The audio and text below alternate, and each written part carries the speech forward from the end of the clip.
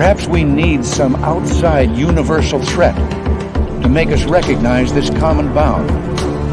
I occasionally think how quickly our differences worldwide would vanish if we were facing an alien threat from outside this world.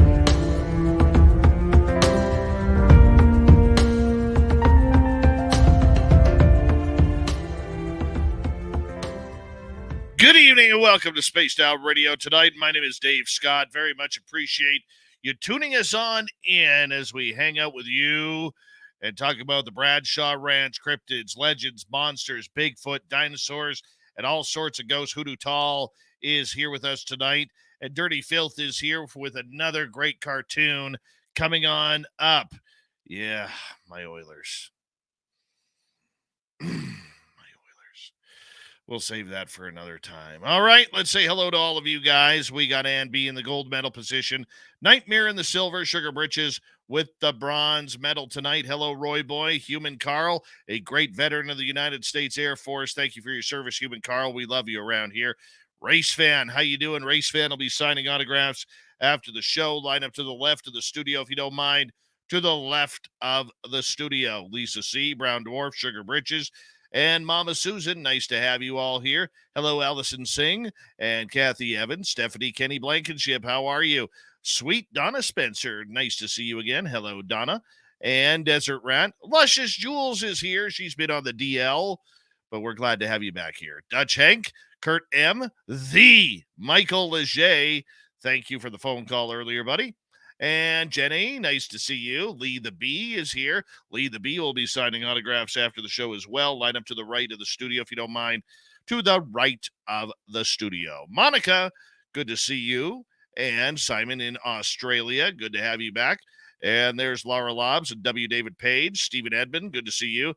Rob G., the Social Dig. How you doing, buddy? Good to have you here. All right, Robert Lamoth, Redneck, good to see you guys. As we continue on with our roll call, there's Pixie Lara, Vash the Impaler, Free Your Mind, Emmy Tong, JSCO, good to see you all. And Dave Walters, Mac Geek, Ozzy, oi oi to you, my friend.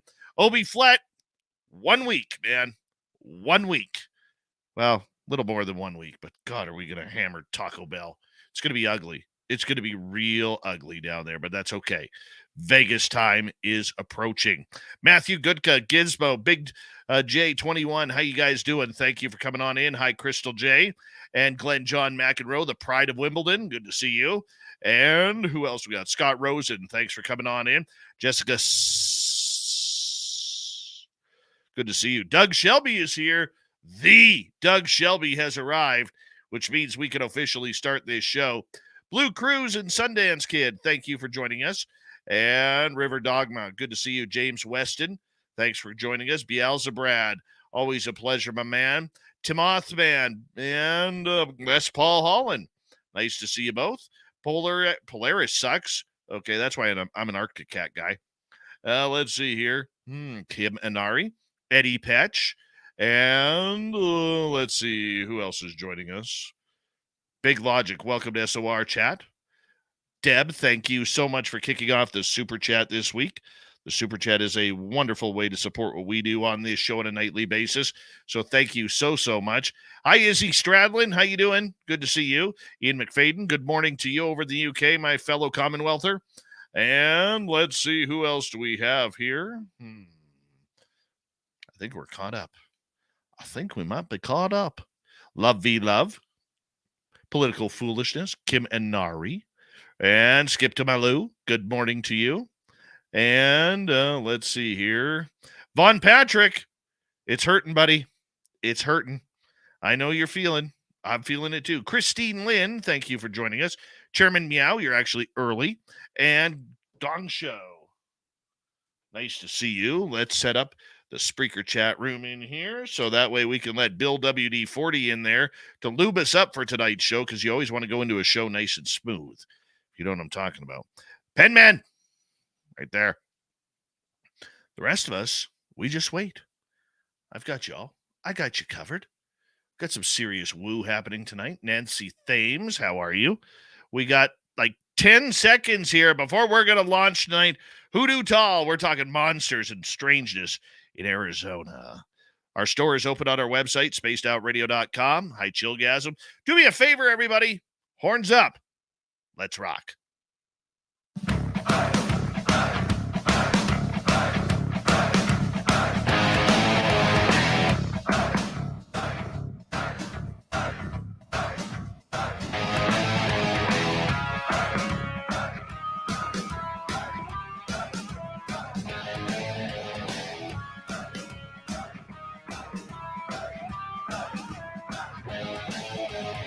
From the mountains of central British Columbia to you listening around the world, this, my friends, is Spaced Out Radio. I am your host, Dave Scott, sitting in the captain's chair of SOR headquarters.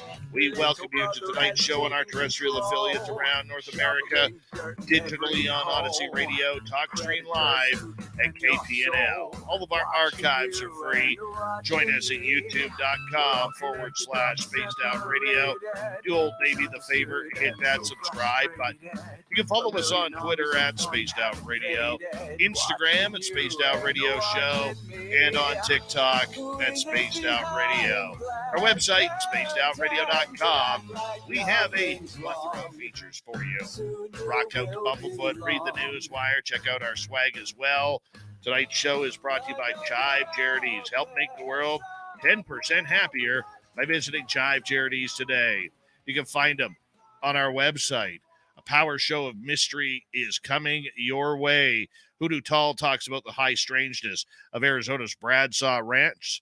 Then in hour number 3, we're going to head to Among the Missing. Steve Stockton is going to bring us another great story. Random guy filling in for little Timmy Senor tonight again on the UFO report. All right, let's get this thing going, because I want to talk some monsters tonight. Hoodoo Tall, as he is known, is followed in a documentary about the Bradshaw Ranch, where he's investigating Bigfoot, UFOs, paranormal, and very anomalous activities. Hoodoo takes a journey into the unknown with a good friend of mine, filmmaker Damien J, where he literally takes a trip to Sedona, where there's a lot of things going on in the sky, on the ground, to visit the fabled Bradshaw Ranch, investigating strange tracks, a creature that has been living and meeting with monster trackers as well. I mean, this is absolutely incredible. There could be a part 2 of this series coming out very, very soon. But let's meet the man, the myth, and the legend, Hoodoo Tall, my friend. How you been doing, buddy? Really, really good. And I just want to say thanks for letting me come back on. It's good to see you again. I mean, I feel like you were the first person to kind of, with a platform, to give me a voice and kind of talk about the things I was experiencing. So yeah, really appreciate it.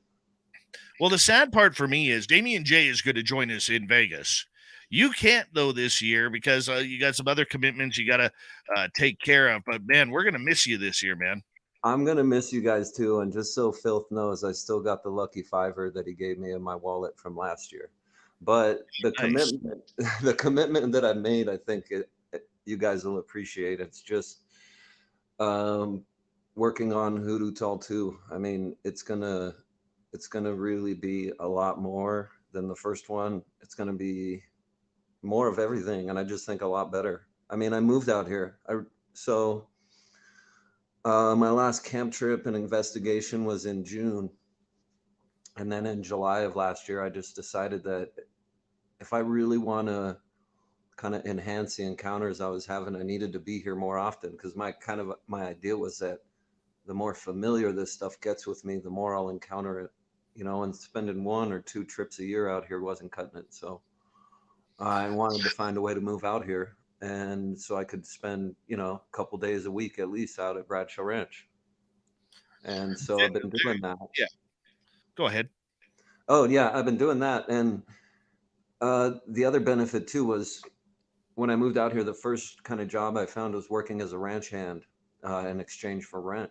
And it let me be around a lot of animals and see the tracks and the footprints that known animals leave: horses, pigs, bunnies, cows. That's one thing I want to address from Hoodoo Tall. There's a couple footprints I found that stumped me when I found them, but they're definitely cows. I'm going to go over that in the sequel. But and that came from just, somebody suggested it, and I went and tracked a herd of cows, and I didn't find anything, so I tracked them in the rain out here in the middle of the night in the winter, and sure enough, I was able to find footprints that were making that replicated it. So feedback was important too, but being But you out got to here, be your own skeptic. You have to be your own skeptic, and the fact that you were able to look back on that now and say, you know what, at the time I didn't know what it was. Now I do know what it is. That's important because you have to be able to decipher your own. And if you're wrong, you also got to come out and admit that you're wrong. It's just yeah, one of those things we do. We've all been caught. And much like you, like in my Bigfoot territory, I actually was out there yesterday hanging on out with my buddy Mark, and here we were looking for prints. We didn't find anything strange, but what we did find was scat from wolves. So we know they're in the area. We found big moose tracks, very big moose tracks. And we found other signs of life as well, just not the big guy who we wanted to see. So I right. mean, even though you're going out there and you may not find something, it is a process of elimination just by seeing the creatures that are there. Definitely. And that's something that John Lear taught me. He passed away right before we finished Hoodoo Tall. I would have, it would have been so cool of him to be able to see it. Um, and since he passed away, it kind of had, a lot of effects on me. But one of the things that became important was just kind of carrying on the message that he was giving out. And a lot of people get mixed up about what the message John Lear was given. They get caught up in him saying there's shopping malls on the moon and stuff. And that's not what the real message was. The message was to learn how to keep learning new things, how to let a new experience change your perspective and actually let it, a lot of people, they won't learn from an experience because it didn't fit the idea they originally had. And you need to experience things and let them shape the idea of what's real and what isn't. So yeah, you gotta look and check for mistakes. I mean, that's a big part of it. It really is.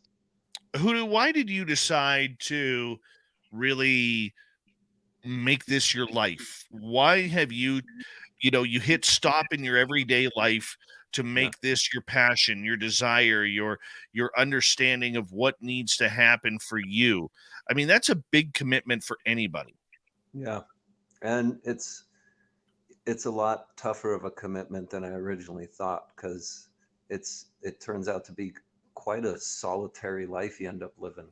People just think you're kind of crazy, and it's you hope that you'll be able to contribute something um, that maybe helps a few people out there understand things a little better, honestly. And the reason I guess I just decided to go with it is because the phenomena was letting me.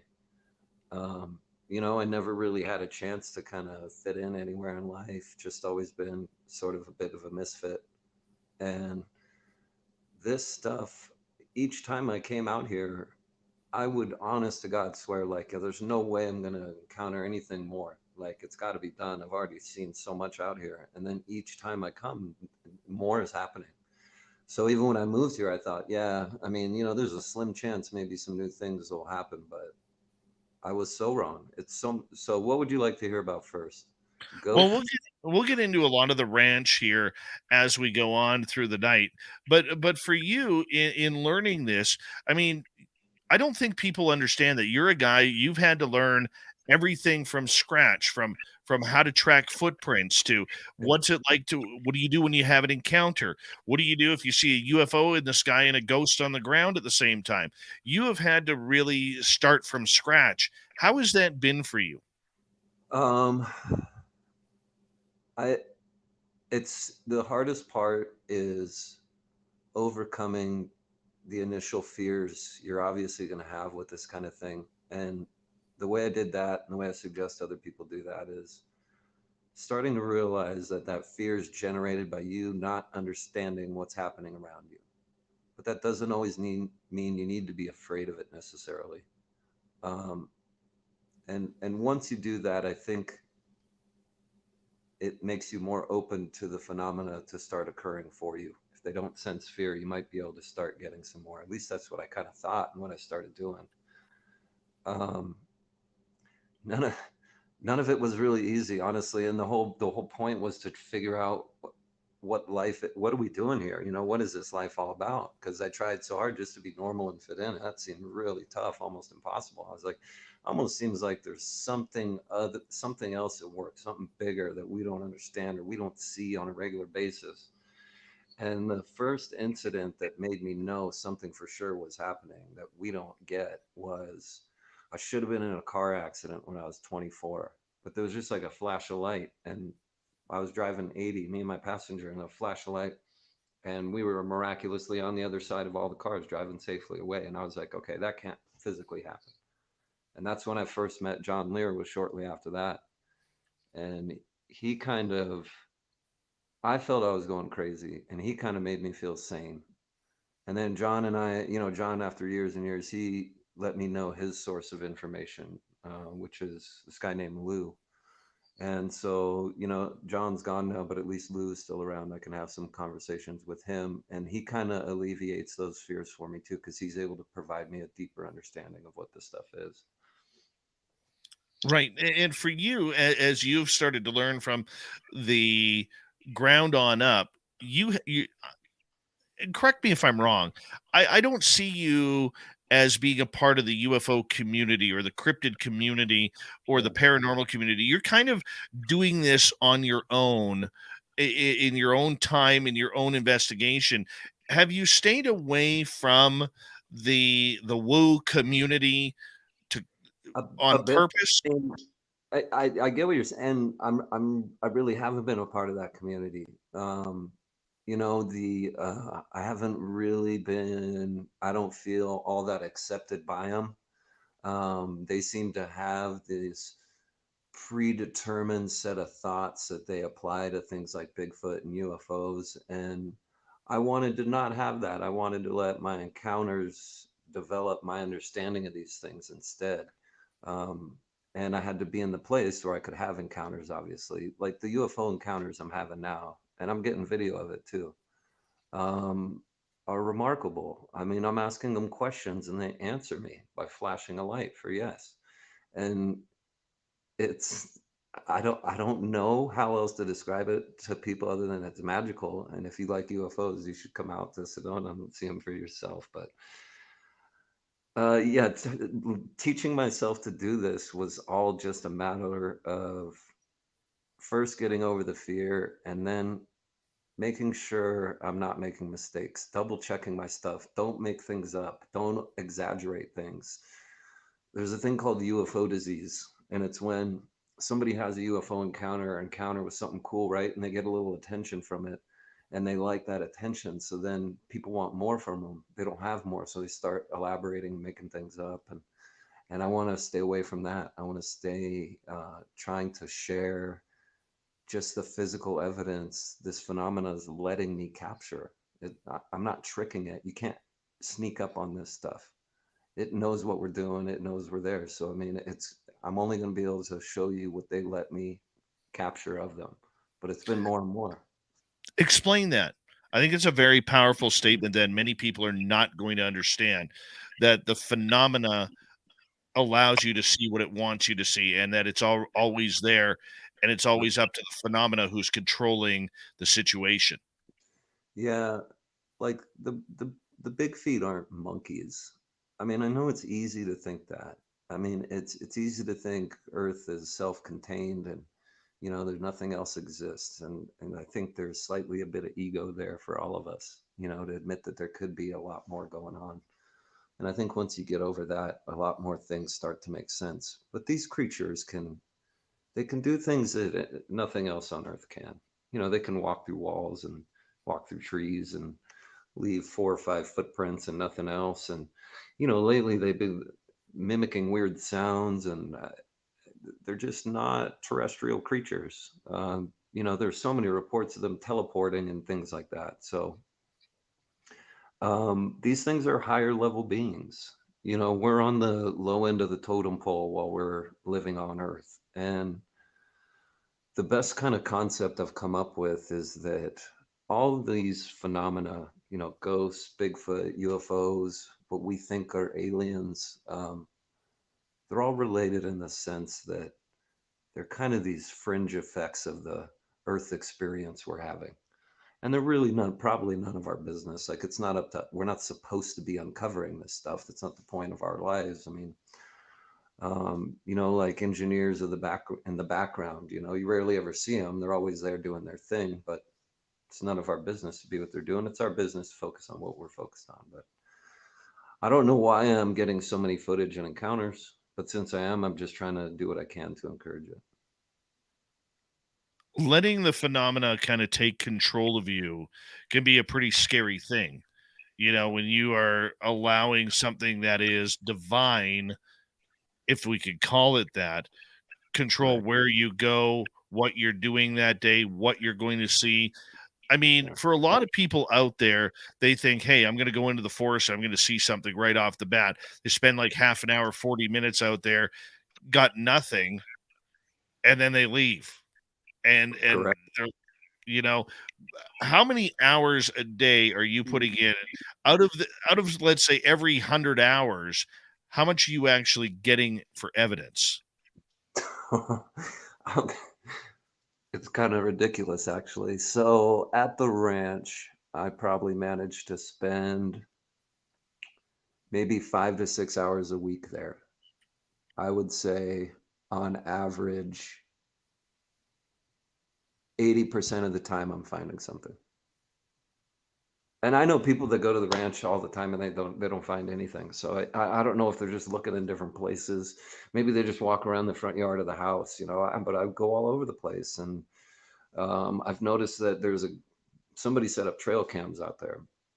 And, it's funny because, I've kind of developed my own approach to this and it seems to be working. And when I meet new people, they're like, "I want to contribute." The first thing they always suggest is trail cams. And they're just, they're not dumb animals. I mean, I'm almost positive they can see whatever infrared or whatever that trail cam's giving off. I'm pretty sure they can see it because somebody had trail cams out there in the spot where I've usually find footprints. And I would find footprints leading right up to where the line of sight of the trail cam was. And then the footprints completely stop. So they know where the cameras are. They avoid them, I had a film crew out here. You can watch their movie on Amazon called My Spiritual Bigfoot. Alan and his crew, and we were doing some filming at Bradshaw, and they had trail cams. So we set them up at the house, and I showed them where my gift exchange site is, and they said, let's take the trail cams over there. We'll catch something at the gifting site. Bring them over there. They won't turn on over there. The phenomenon doesn't want it. If they don't want to be recorded, they're not going to be recorded. And so I think your intent is really important if you're trying to encounter these things. If you're going out there loaded up with all this tech thinking, I'm going to get the jump on them, you're probably not going to have much of an encounter. That's why encounters usually happen to people who are just out on a hike or out on a drive. They're not usually looking for it. I think that plays into it. And if people want to know how they got the Patterson Gimlin footage, I can almost promise you it's because he was using a mechanical camera. I mean, the Bigfoot or creature didn't realize it was getting videotaped because it didn't sense any electronics. And I'm pretty sure that's how he got it. And I agree with you.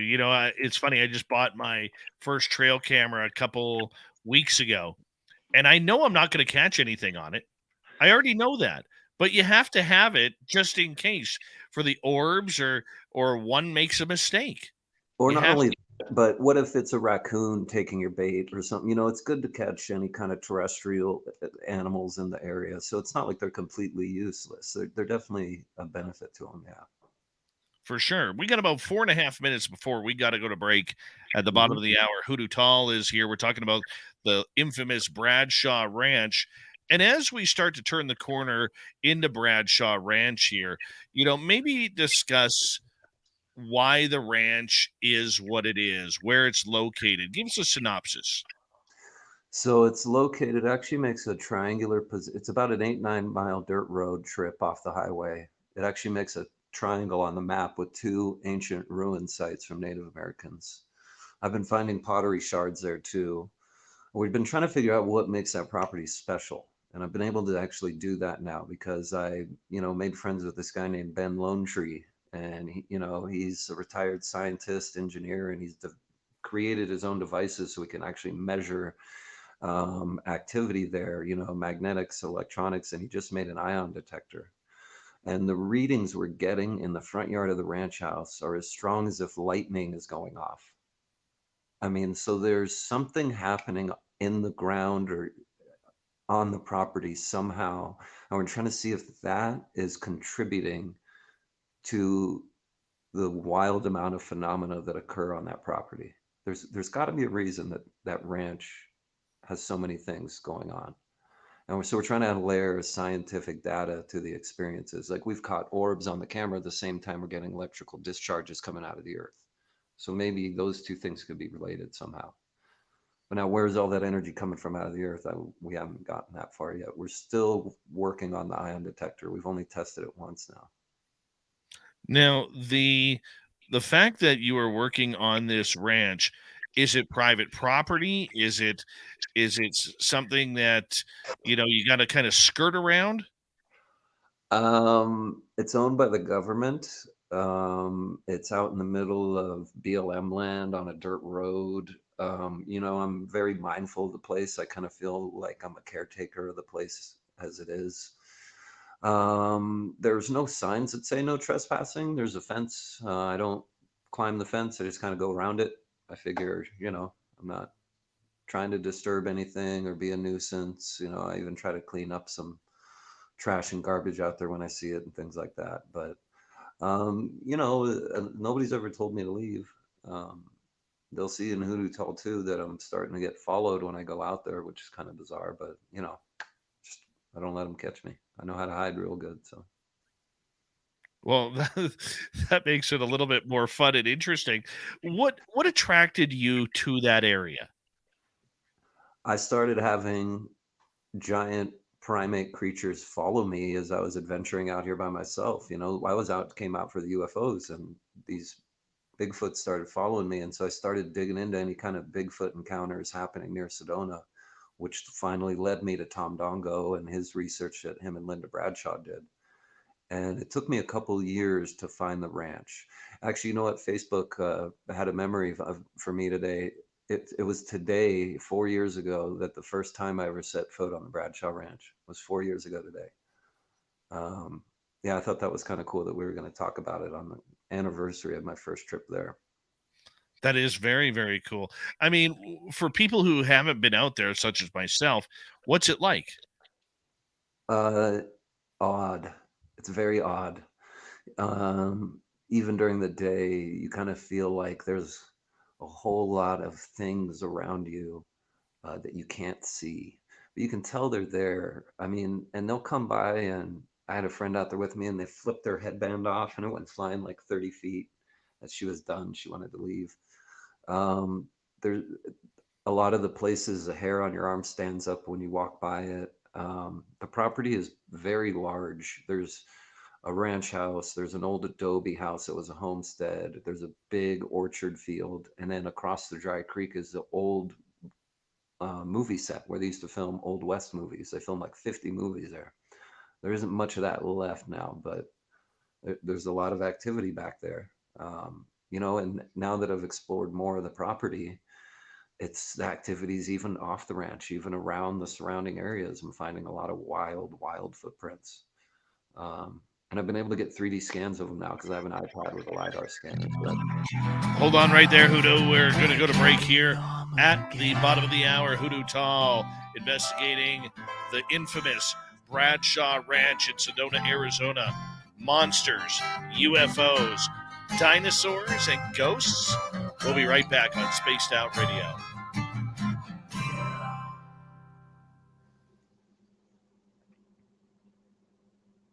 I All just right. noticed Philip is drawn. I was too focused Oh, yeah. on it. I love it. We'll take a little peeky here and what he's Oh, yeah. doing. Uh-huh. I promised I'd give Phil the next rock a Bigfoot leaves for me, and I'm gonna do that. I hope that's. He Do you deserves mind it. if Yeah. do you mind if I send this drawing home with your pal? No, that'd be perfect. Okay, good. It saves on shipping. I'm a tight Yeah, one. man, totally, absolutely. I gotta ask. Do you still have my lucky Canadian fiver? It's still in my wallet, dude. I still have Nice. it. And at all the time I meet Canadians out here, and I always flash it. I always take it out and be like, "Pow! I got this." Like I got 25 cents in a bill for him. Yeah, exactly. I try not to spend it all one place.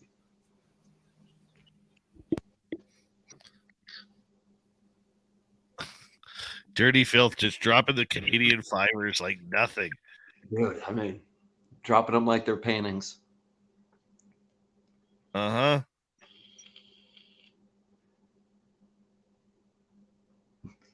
How long are you going to be in Vegas, Dave?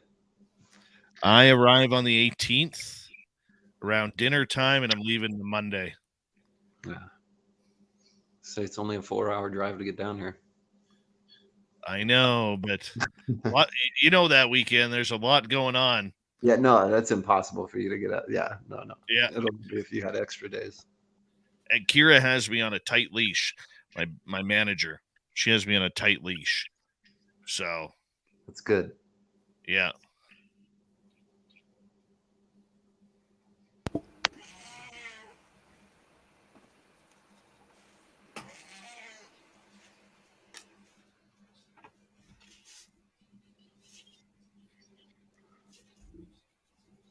And there has been more dinosaur activity too. Oh, we'll get to that. Yeah. We'll get to that here momentarily.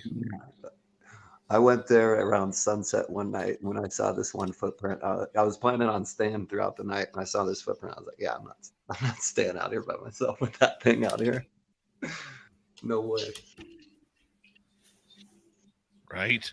Suit of armor is not going to keep you safe from a T-Rex.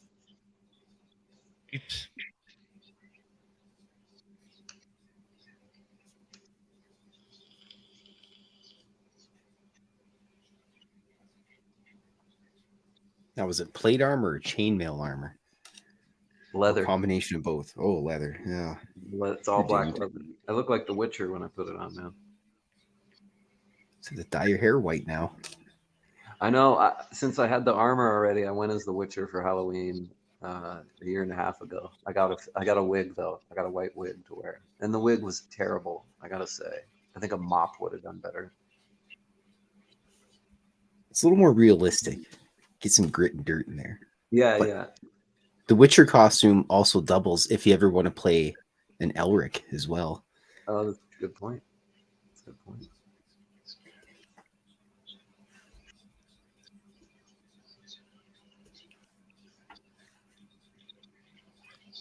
Lee the Bee, you had to make the comment, didn't you? You had to make the comment. Poor Dave.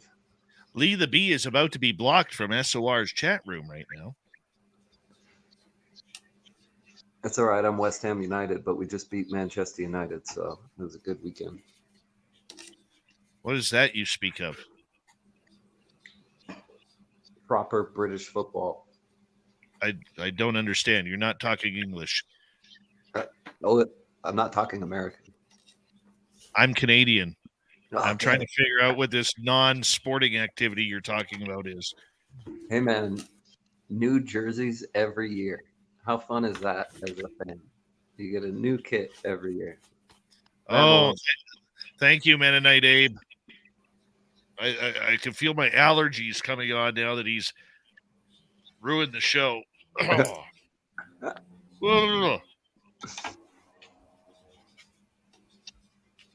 If you want to watch a real British sport, you got to watch some cricket. I can't. I haven't been able to do that one.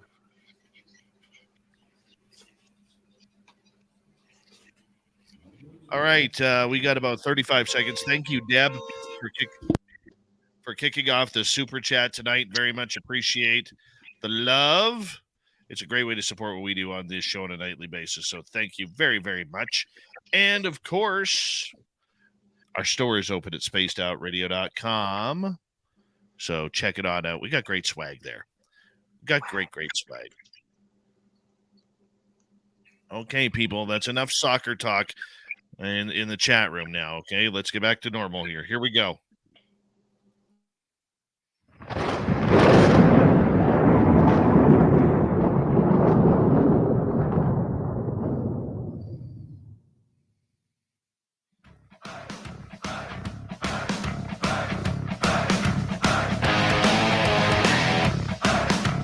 Second half hour of Spaced Out Radio is now underway. Good to have you with us. My name is Dave Scott.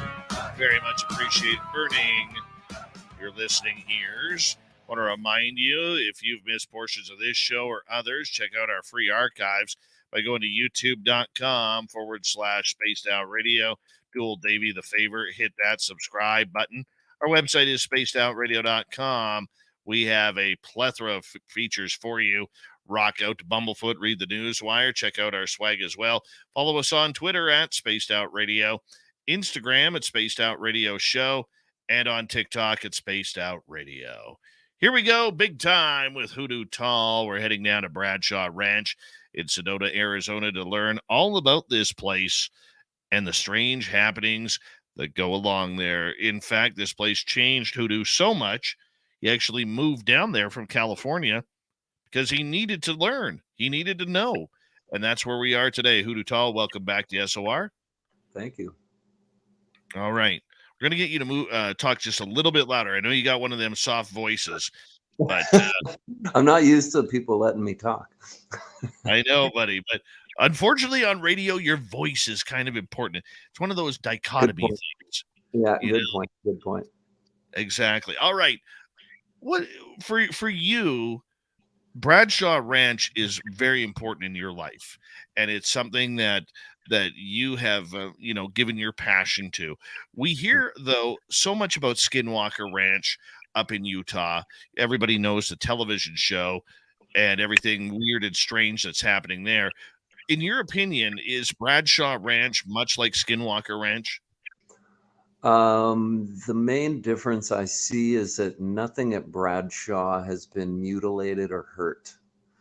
And it's funny you bring up Skinwalker because that place intrigued me for 20 years, but you could never get any real information about the place. And then after Hoodoo Tall came out, Brandon, who owns Skinwalker Ranch, started messaging Damien and I. And my last camp trip in June, he actually flew out here with Thomas and their wives just so they could come and see what was happening. They saw Hoodoo Tall and they were like, is that real? Is all that stuff you showed real? I said, yeah, it's real. And he said, okay, we're coming. And I got to say, I didn't know what to make of those guys from the videos and stuff. They showed up with no cameras, no egos, no nothing. They just said, hey, man, we're here for you for 3 days. We want you to show us all that stuff. And I put them through it. I had them hiking through dry creeks to show them alien petroglyphs and the dead heat and everything. A lot of respect to those guys. Yeah, they're amazing. And they were as intrigued with Bradshaw Ranch as they are with their own. I mean, Brandon was thinking about trying to buy Bradshaw, but it didn't look like the opportunity would be there. And the main difference I see is right now that there's probably more activity at Bradshaw. They said Skinwalker, 90% of the time it's probably a normal day. They have some anomalies they're studying there, but on the ground activity, I feel like I'm getting more. What makes this land so special? We've had Melinda Leslie on the show previously where she has talked about the idea that there may be portals or some sort of dimensional shifts happening there. What's your thoughts on that? I know this might sound weird, but I really try not to form an opinion on too many of these things, because then it's going to steer me in the wrong direction, right? If I convince myself, oh, there's portals on this property, I'm going to go discover a portal, then I might actually miss the truth, because I might be so focused on if I see something, then I think it's a portal because that's what I went there to look for. Um, so I listened to all these people. I listen to their thoughts because if I see something or experience something that lines up with what one of them are saying, maybe I can contact them and bring them in, and maybe we can try to figure it out more. And I just kind of refuse to anoint myself as some sort of expert. I know it sounds kind of dumb, but um, I think it's weird to think of myself as an authority figure on subjects that we really don't know anything about. I think the more I can encounter them, possibly the more I can learn and understand them. But yeah, maybe there's portals there. I mean, there's been things, Linda Bradshaw saw things like that. I haven't seen anything open up in front of me that would suggest that's what I think of as a portal. Maybe a portal isn't that. Maybe a portal is something else. But now that I live here, I can go every week, a couple times a week. And now that it's getting to be summertime, it's warm, even I can go after work and just stop by out there on my way home. So I'm going to be there a lot more. And I think that's really the only way to uncover the truth. And, adding the layer of data, the scientific data with Ben, now we know there's ionization happening on the property. Ionization, I think Ben was telling me, can create plasma. Is that something that can create a portal? I'm trying to chase down a lot of those theories, but I really haven't formed an opinion on it myself, to be fair. You have mentioned that there have been sightings of everything from monsters to like Bigfoot. You're searching for Dogman. You're searching for anything strange and weird, but you've also found what looks to be, because I've seen your photos, you Yeah. found what looks to be evidence of fresh tracks of these three-toed creatures that almost look like dinosaur feet. What's going So there's three three-toed creatures that I've got photos and videos of their tracks now. One was really small. One, the tracks were only about 2 inches wide, but the gate between them was like 41, 42 inches. The other one is a giant creature. I mean, its feet are the size of Bigfoot, but it has distinctly three toes, and I keep finding its footprints all over. The other one, though, the one you're interested in, it was about 21 or 22 inches long. It was in the mud, and it was a three-toed T-Rex footprint. I really don't know how else to describe it. That's what it looks like. I don't know that a T-Rex made it, but I'm telling you, when you see it, it looks like what you see in Jurassic Park when the T-Rex walks by. And that night, I went there around sunset. I was like, cool, I'm going to just make a pass through the property. After the sun goes down, I'll start shooting some flash photos. And I finally got comfortable being there alone at night.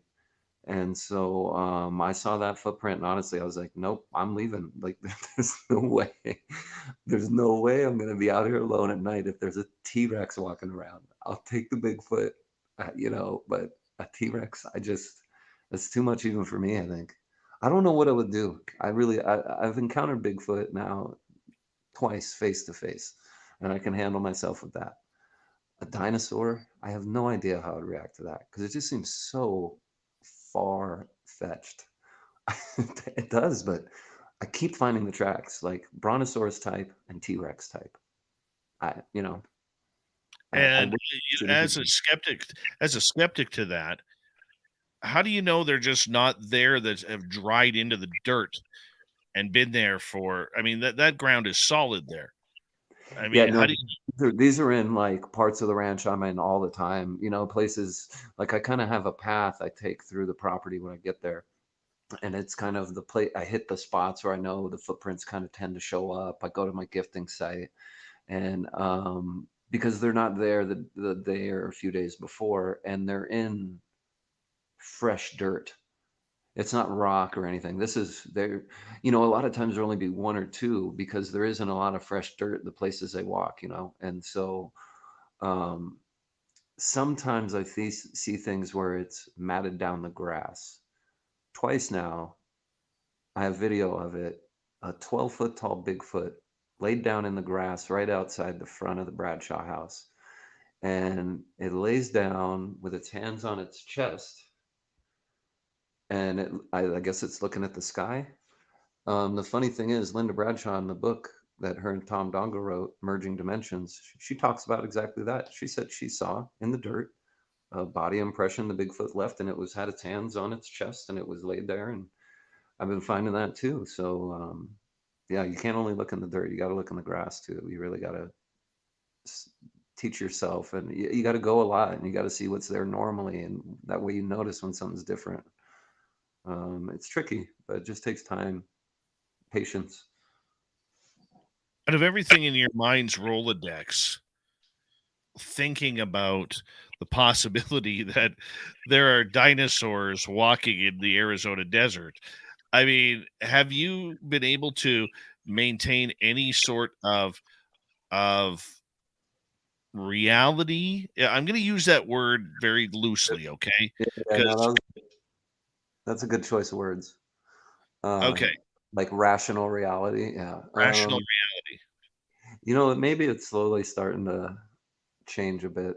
You can see UFOs every single night and whenever you want. It's a lot different than living in Los Angeles, that's for sure. But I'm focused on a lot of things too that are very rational. I had to find a place to work out here and a place to live. And I started going to the University of Metaphysical Sciences because I'm working on getting my PhD in metaphysics with a specialization in anomalous research. So I have a lot of things too to keep me very grounded. And I try to make sure to always have that so I don't have an open mind, but not so open that your brain falls out, I guess is kind of the best way to describe it. Right. Right. No, and I can understand that and and really appreciate that. You've never seen the dinosaurs though. These tracks just kind of show up. Correct. There are two reports of people seeing them. Linda Bradshaw herself saw what she called a herd of long-necked dinosaurs walking across the front yard of the house. And I think she said they were about 10 feet tall.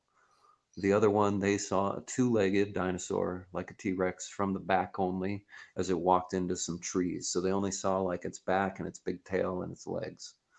Uh, but I don't think I would have believed those stories, to be fair, unless I saw it. Now I see footprints from it. I'm like, okay, I mean, that's got. I'm guessing that's what this is because I don't know how else to describe what I'm seeing other than those stories. When I first saw the dinosaur tracks, I didn't know what I was looking at. I was like, what is there, an elephant walking around out here? But then when I heard the story, a dinosaur, so I got to keep up with stories of what other people encounter to a certain degree so that I can kind of just compile it all together and hopefully make some sense out of it in the end. Right. Oh, okay. So how often are these dinosaur tracks showing up?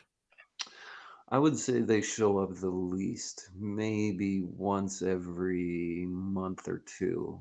I find a dinosaur track. The most common ones I've been finding lately are size of Bigfoot, but three-toed only. I've been finding it quite a bit. In fact, the History Channel was out there filming, and they had no interest in what I was doing, so I left them alone, and they didn't know it, but the monsters were standing up on the hillside the whole time watching them because I was finding their tracks there.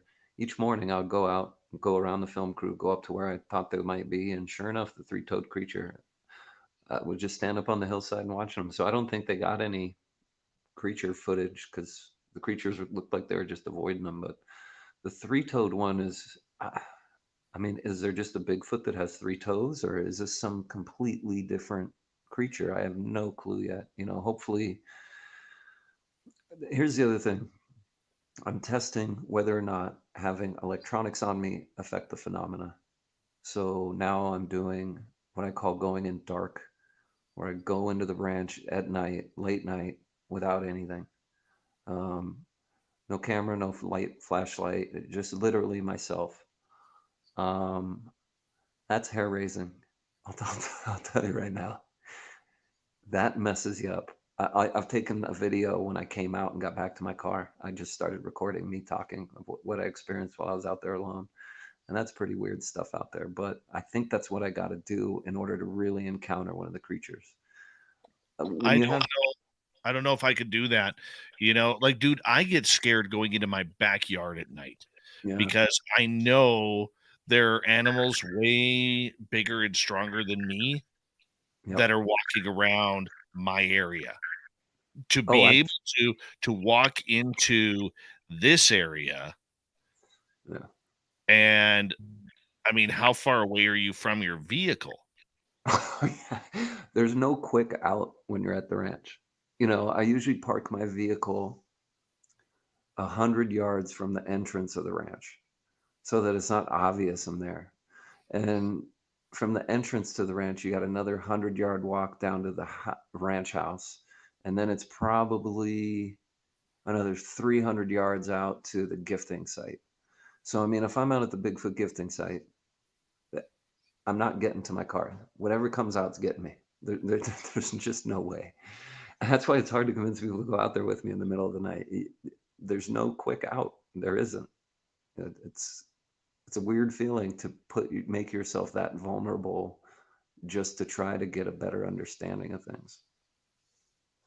Hoodoo Tall is here tonight on Spaced Out Radio. We are talking about the Bradshaw Ranch in Sedona, Arizona. Now, I do know, and thank you to World Bigfoot Radio Super Duke for reminding us in the chat room, there have been Sasquatch that have been found with three toes or three-toed Sasquatch prints due to some sort of deformity or whatever happened in that situation. Do you look at these dinosaur tracks as something of where maybe a portal? I know you can't do this. This is total hypothetical, but Right. I tend to believe, and this is just me, no proof, okay, just my personal belief, that a lot of these dinosaur sightings that we're having, whether it's the pterodactyls, whether it's the thunderbirds, whether it's brontosauruses or T-Rexes or whatever it may be, even the mini raptors running around the forests of Louisiana and Texas, Yeah. I tend to believe that maybe at times there are these portals opening up that allow us to see into the past, to see these creatures. I always bring up the Thunderbird, for instance, where in First Nations culture, that is a very, very spiritual bird. Yeah. But I mean, if that thing ever dropped a deuce, that's going to paint a house. That's going to paint a car. It's going to paint a 100-foot tree. You're going to be able to see it, You're right. but we never do. And Tom Dongo, he saw a thunderbird, a pterodactyl out in Sycamore Canyon out here with about 4 or 5 other people. I think Tom came up with a description that for some reason sits right with me the most. And that's what they called him and Linda Bradshaw's book. And it's merging dimensions. When you're at Bradshaw, that's what it feels like. It feels like there's a lot of dimensions to life and they have a good gap between them. And when you're on that property, it's kind of like they're sandwiched together and the gap between them is so thin that sometimes they overlap. And like you're saying, whether it's a portal or something, you're witnessing something, yeah, that maybe exists normally on some other sort of level or time or place. And that's why we want to add the layer of science to it. Like if there's some really powerful thing coming out of the earth, is that what's powering the phenomena? Is that, say there's something powerful coming out of the earth, is that squeezing the dimensions together somehow on the property? Is there some sort of tie-in that we can physically measure to kind of help us figure it out? But merging dimensions to me kind of describes it in the best way because there's so many different things that seem to occur. But that kind of sounds like what you're saying too. You have portals or something that's letting us see things that normally exist in another time or place.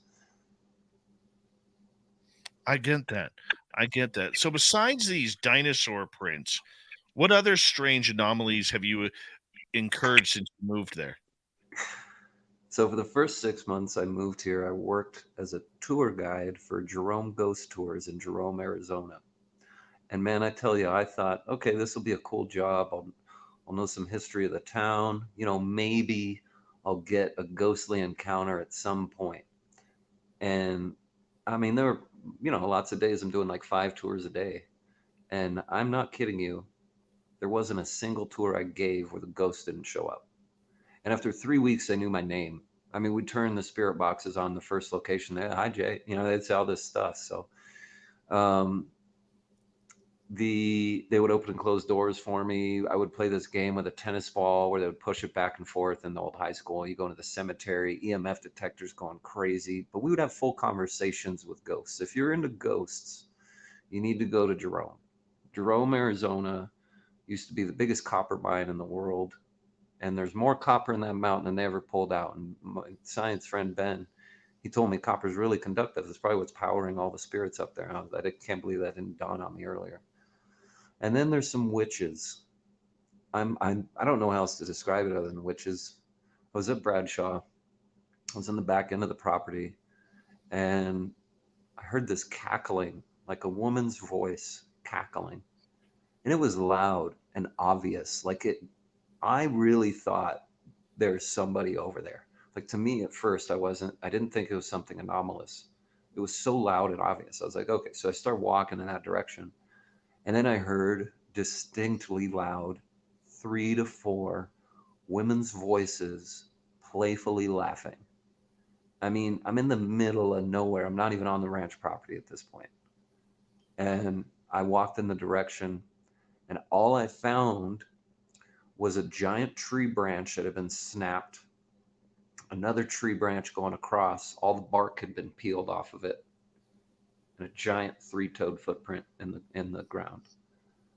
Now, I don't know if the Bigfoot creatures can mimic sounds like that, or if there's really some paranormal type witches out there that disappear when you get close. But hearing them audibly, like not with any kind of assistance, not a spirit box or anything, but hearing them, it blew me away. There wasn't a group of people over there when I walked over there. I couldn't believe it.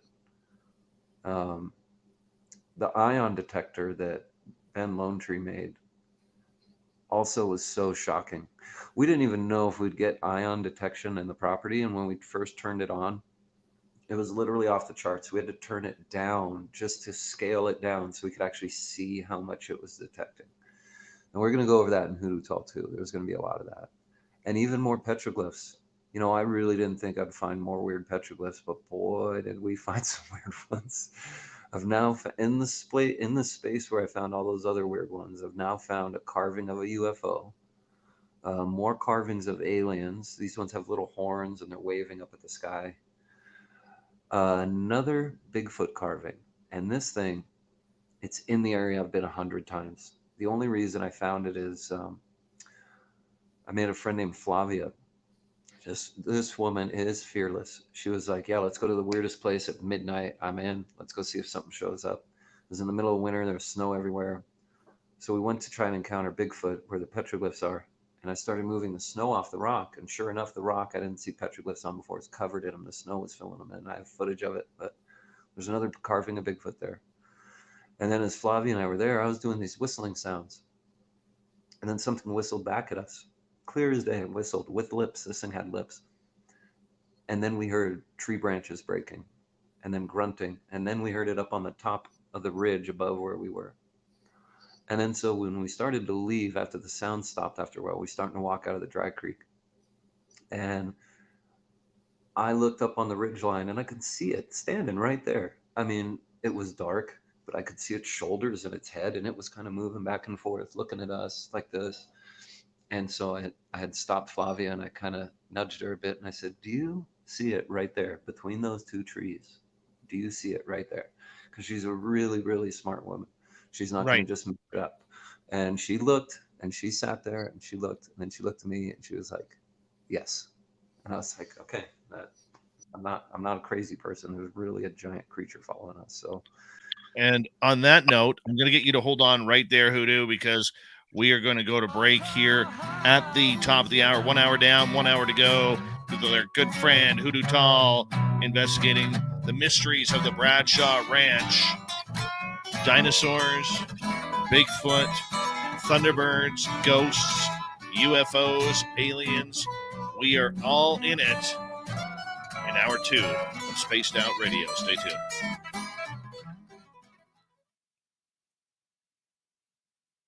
All right, we are clear. We are going to pass things over to our good friend here, Dirty Phil. I'm going to take a quick break here, and you guys can chat away. We'll be back here in a moment. No way, I'm just gonna watch them draw. This is like the coolest thing ever. Oh yes, I don't know I if was able to take. if Sorry, anyone in the chat room has a question, type it out. I think it'll come on the screen. I'll try to answer. we're probably gonna ask dinosaurs. I mean, it's crazy, dude. You should come down, Dirty. One of these days, I gotta get you out here. I think I can do that. Yeah, I got an extra room, so you got a place to grab. You just put some newspaper down. I'm good. Dude, I got a really nice air mattress. Well, that's deluxe. And we can walk to a bar from my place. Dude, it's really funny because I got a job in a crystal shop in Sedona. I live in a place 20 feet from the cemetery, and I got like 4 stray cats. I was like, dude, I'm a witch now. Like, I'm really a witch. Like, I'm living the life. That's pretty cool. Yeah. I got 4 cats as well. I mean, they're not mine. They're just in the yard all the time. They're just cemetery cats that like me, I guess. Well, actually, I should rephrase that. We each have 4 cats that like us. There we go.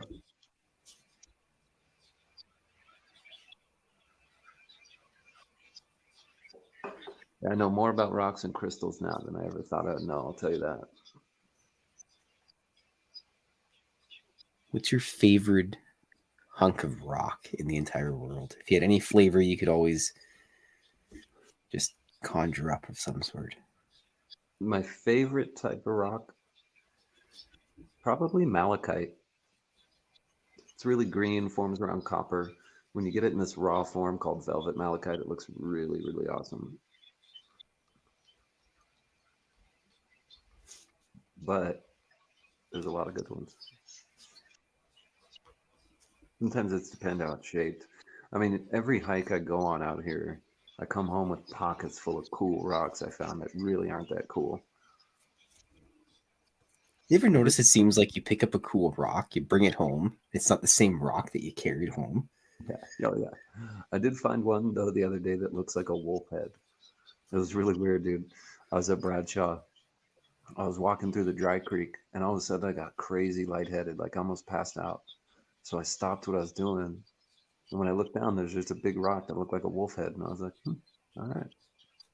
Guess I just was meant to find that. Strange how that kind of stuff happens. Oh yeah, it happens there a bunch. But I mean, if there's that much energy coming out of the ground, it seems obvious it would affect you physically some ways. At least it's not negative, like making a trip and stub your toe really bad or something. Yeah, no, it hasn't been anything like that so far. I'll have to talk about it when we're back on the air, but Big Girl broke my Warhammer. Like, I used to keep this Warhammer for safety in case like a mountain lion comes out or something, and I left it on the ground when I went to go check on the food I left, and when I came back, this thing was snapped in half. I mean, it's not easy to snap this thing in half, man. But I don't think she'd like the fact that I left a weapon laying around. Now, how does swamp gas break that in half? Seriously, or like a mountain lion? I think you got it, dude. There's no swamp. At some point in time, you got to just bite the bullet and be like, something's weird. Yeah.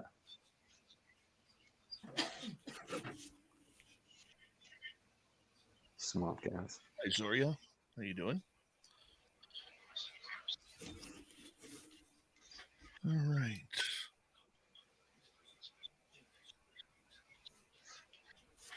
I managed to not even swear. That's amazing. It's like days since Dirty Phil has said curse words and Dave edit things. Bad dirty filth. With the name like Dirty Phil, you know, I mean, it's not like it's out of character. All right. Jason Brown, I have a message for you. The reason why we don't show a lot of photos or videos on this channel is because we are on radio, and being the fact that we're on radio, it's a very hard thing to do, to try and describe on radio what is actually on the screen. It's a very difficult task, believe it or not. So that's why we're a little bit different than your regular YouTube channel, because we have to play the hybrid between live radio, live podcast, which doesn't get to see it, and of course a YouTube channel as well. So that's why we're a little bit different here on the way we tend to do things. So I hope that clarifies a little bit more for you on the why we do a lot of what we do. Yum Yum Devil, welcome to SOR chat. Swampy is still a good friend, but I made a change for Steve Stockton, because Steve Stockton is on his channel promoting SOR after every one of his videos. So that's why I made the change. Hi, gorgeous. Hey, Blob, how you doing? Yes, hello, gorgeous Kim Jellin. And so that's why it's we made the changes. Swampy just couldn't commit to that, and this way we're able to get advertising by co-advertising Steve's channel as well. Thank you, Deb, Thomas, Derek, ×2 for the super chats. Here we go with hour 2, everyone. You're listening to Spaced Out Radio with Dave Scott.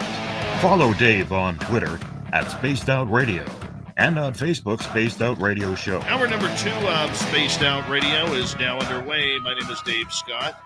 Thank you so much for joining us. We very much appreciate earning your listening ears wherever you are on this beautiful planet we call Earth. Hello to everyone tuning us in on our terrestrial affiliates around North America, digitally on Odyssey Radio, TalkStream Live, and KPNL. All of our archives are free. Join us, will you, at youtube.com/spaced out radio. Do me the favor, hit that subscribe button.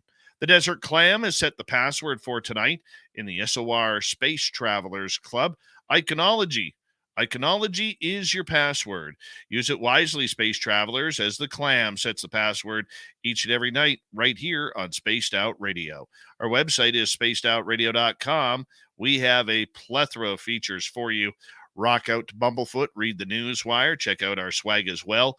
Follow us on Twitter at Spaced Out Radio, Instagram at Spaced Out Radio Show, and on TikTok at Spaced Out Radio. Here we go again. Hoodoo Tall is with us. We are breaking down the high strangeness from the Arizona desert in Sedona, the Bradshaw Ranch.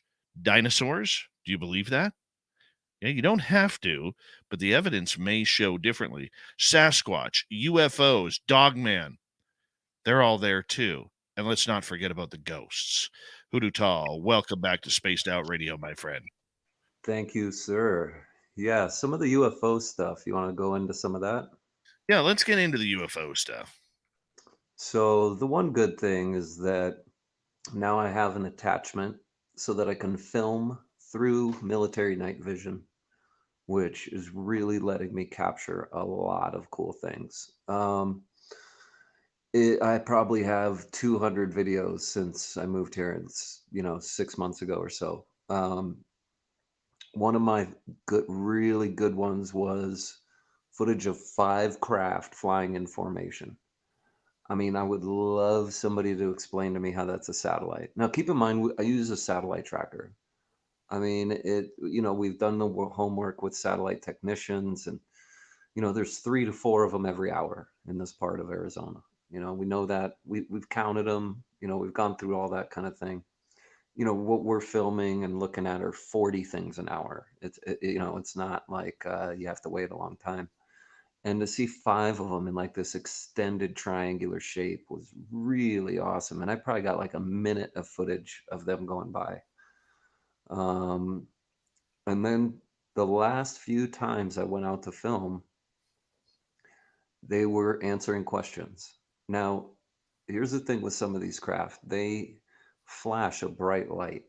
Now, some of them do it on like a regular interval. You can time it. Like it'll be every 17 seconds it'll flash. So when I'm seeing that, I don't try to use that as a way to try to communicate with it, right? Because then I'm just timing my question with one of the flashes. So that's not actual communication. Um, However, the last two times I was out, they weren't flashing at any regular interval. They were flashing when I asked a question, and it would be the yeses are getting a flash. The no's would get like a soft glow. And just the last time I was out, I asked, "Do you know who I am?" I don't, I don't know what questions to ask. I gave a big flash yes. I said, "Oh, okay." And then as I started asking other questions, I even asked it if it was John Lear. It wasn't.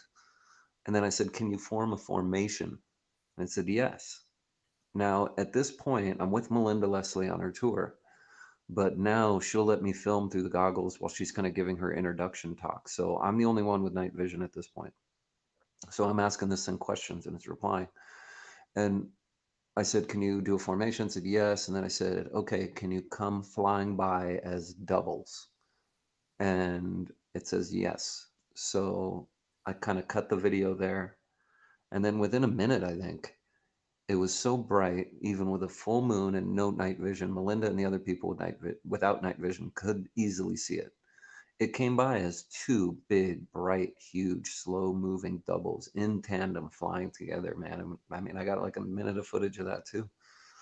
And so I think it's important to start thinking of these things as it's not some civilization that lived on a planet and developed technology on its own and is out exploring the universe and they found Earth and they're studying it. It's not that. It just isn't. There's too many of them for one. It couldn't be that.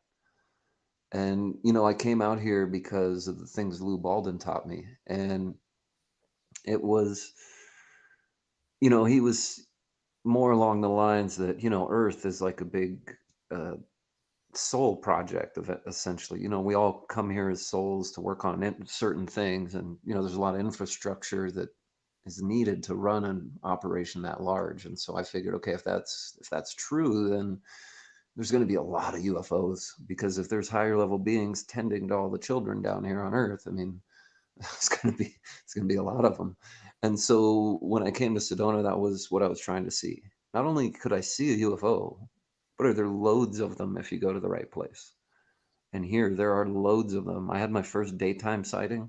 It was so bright that I got video of it on my cell phone in the daytime. I mean, try to video something in the sky, like an airplane with your cell phone during the daytime. You can't almost.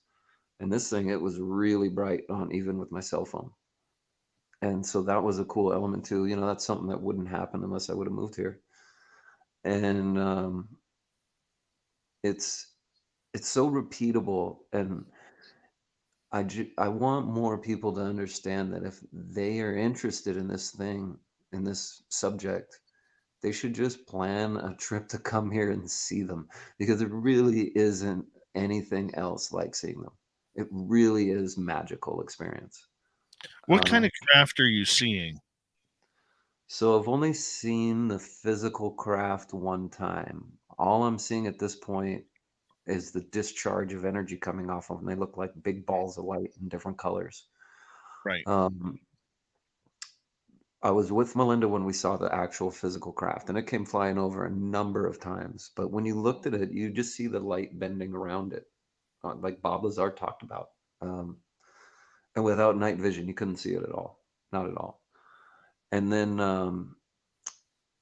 when Flavia was here, because she lives in Germany, she made the trip out here to just try and investigate the ranch. So it was good to have somebody out here with me. And we were out at Bradshaw one night, and we were walking through the old west part of town to the ranch house, and she kept stopping. And I was like, "Why are you stopping? Why are you stopping?" And then finally she was like, "There's a light in the tree." And I didn't see it. We walked like 10 more feet. Then I saw it. It popped back up. It was disappearing and showing back up. I mean, this wasn't in the sky. This was in the tree. And it was as bright as a powerful flashlight. I mean, it was a brilliantly bright white light in the tree. And so I said, "Okay, we got to go." So we went over there, and there was absolutely nothing in the tree. So we're sitting around confused. I shot some flash photos, nothing really appeared. And then Flavia said, hey, I really want to go up to the windmill. And so we started walking up. We were up the windmill. We're looking around. Then she noticed it. She's like, look at that up on the hill, or above the mountain. And low, flying above the Mingus Mountains, was this craft. Now, you couldn't quite see the shape of it, but this was one of the first times that I'd seen a craft changing color constantly. Red, green, purple, orange, yellow. And so I was kind of mesmerized. I mean, I've seen a lot of UFOs out here, but I hadn't seen anything like this. And it was just darting back and forth, and it would hover in one spot and then jolt over to the left and jolt over to the right. And it was maybe 1,000 feet above the top of the mountains.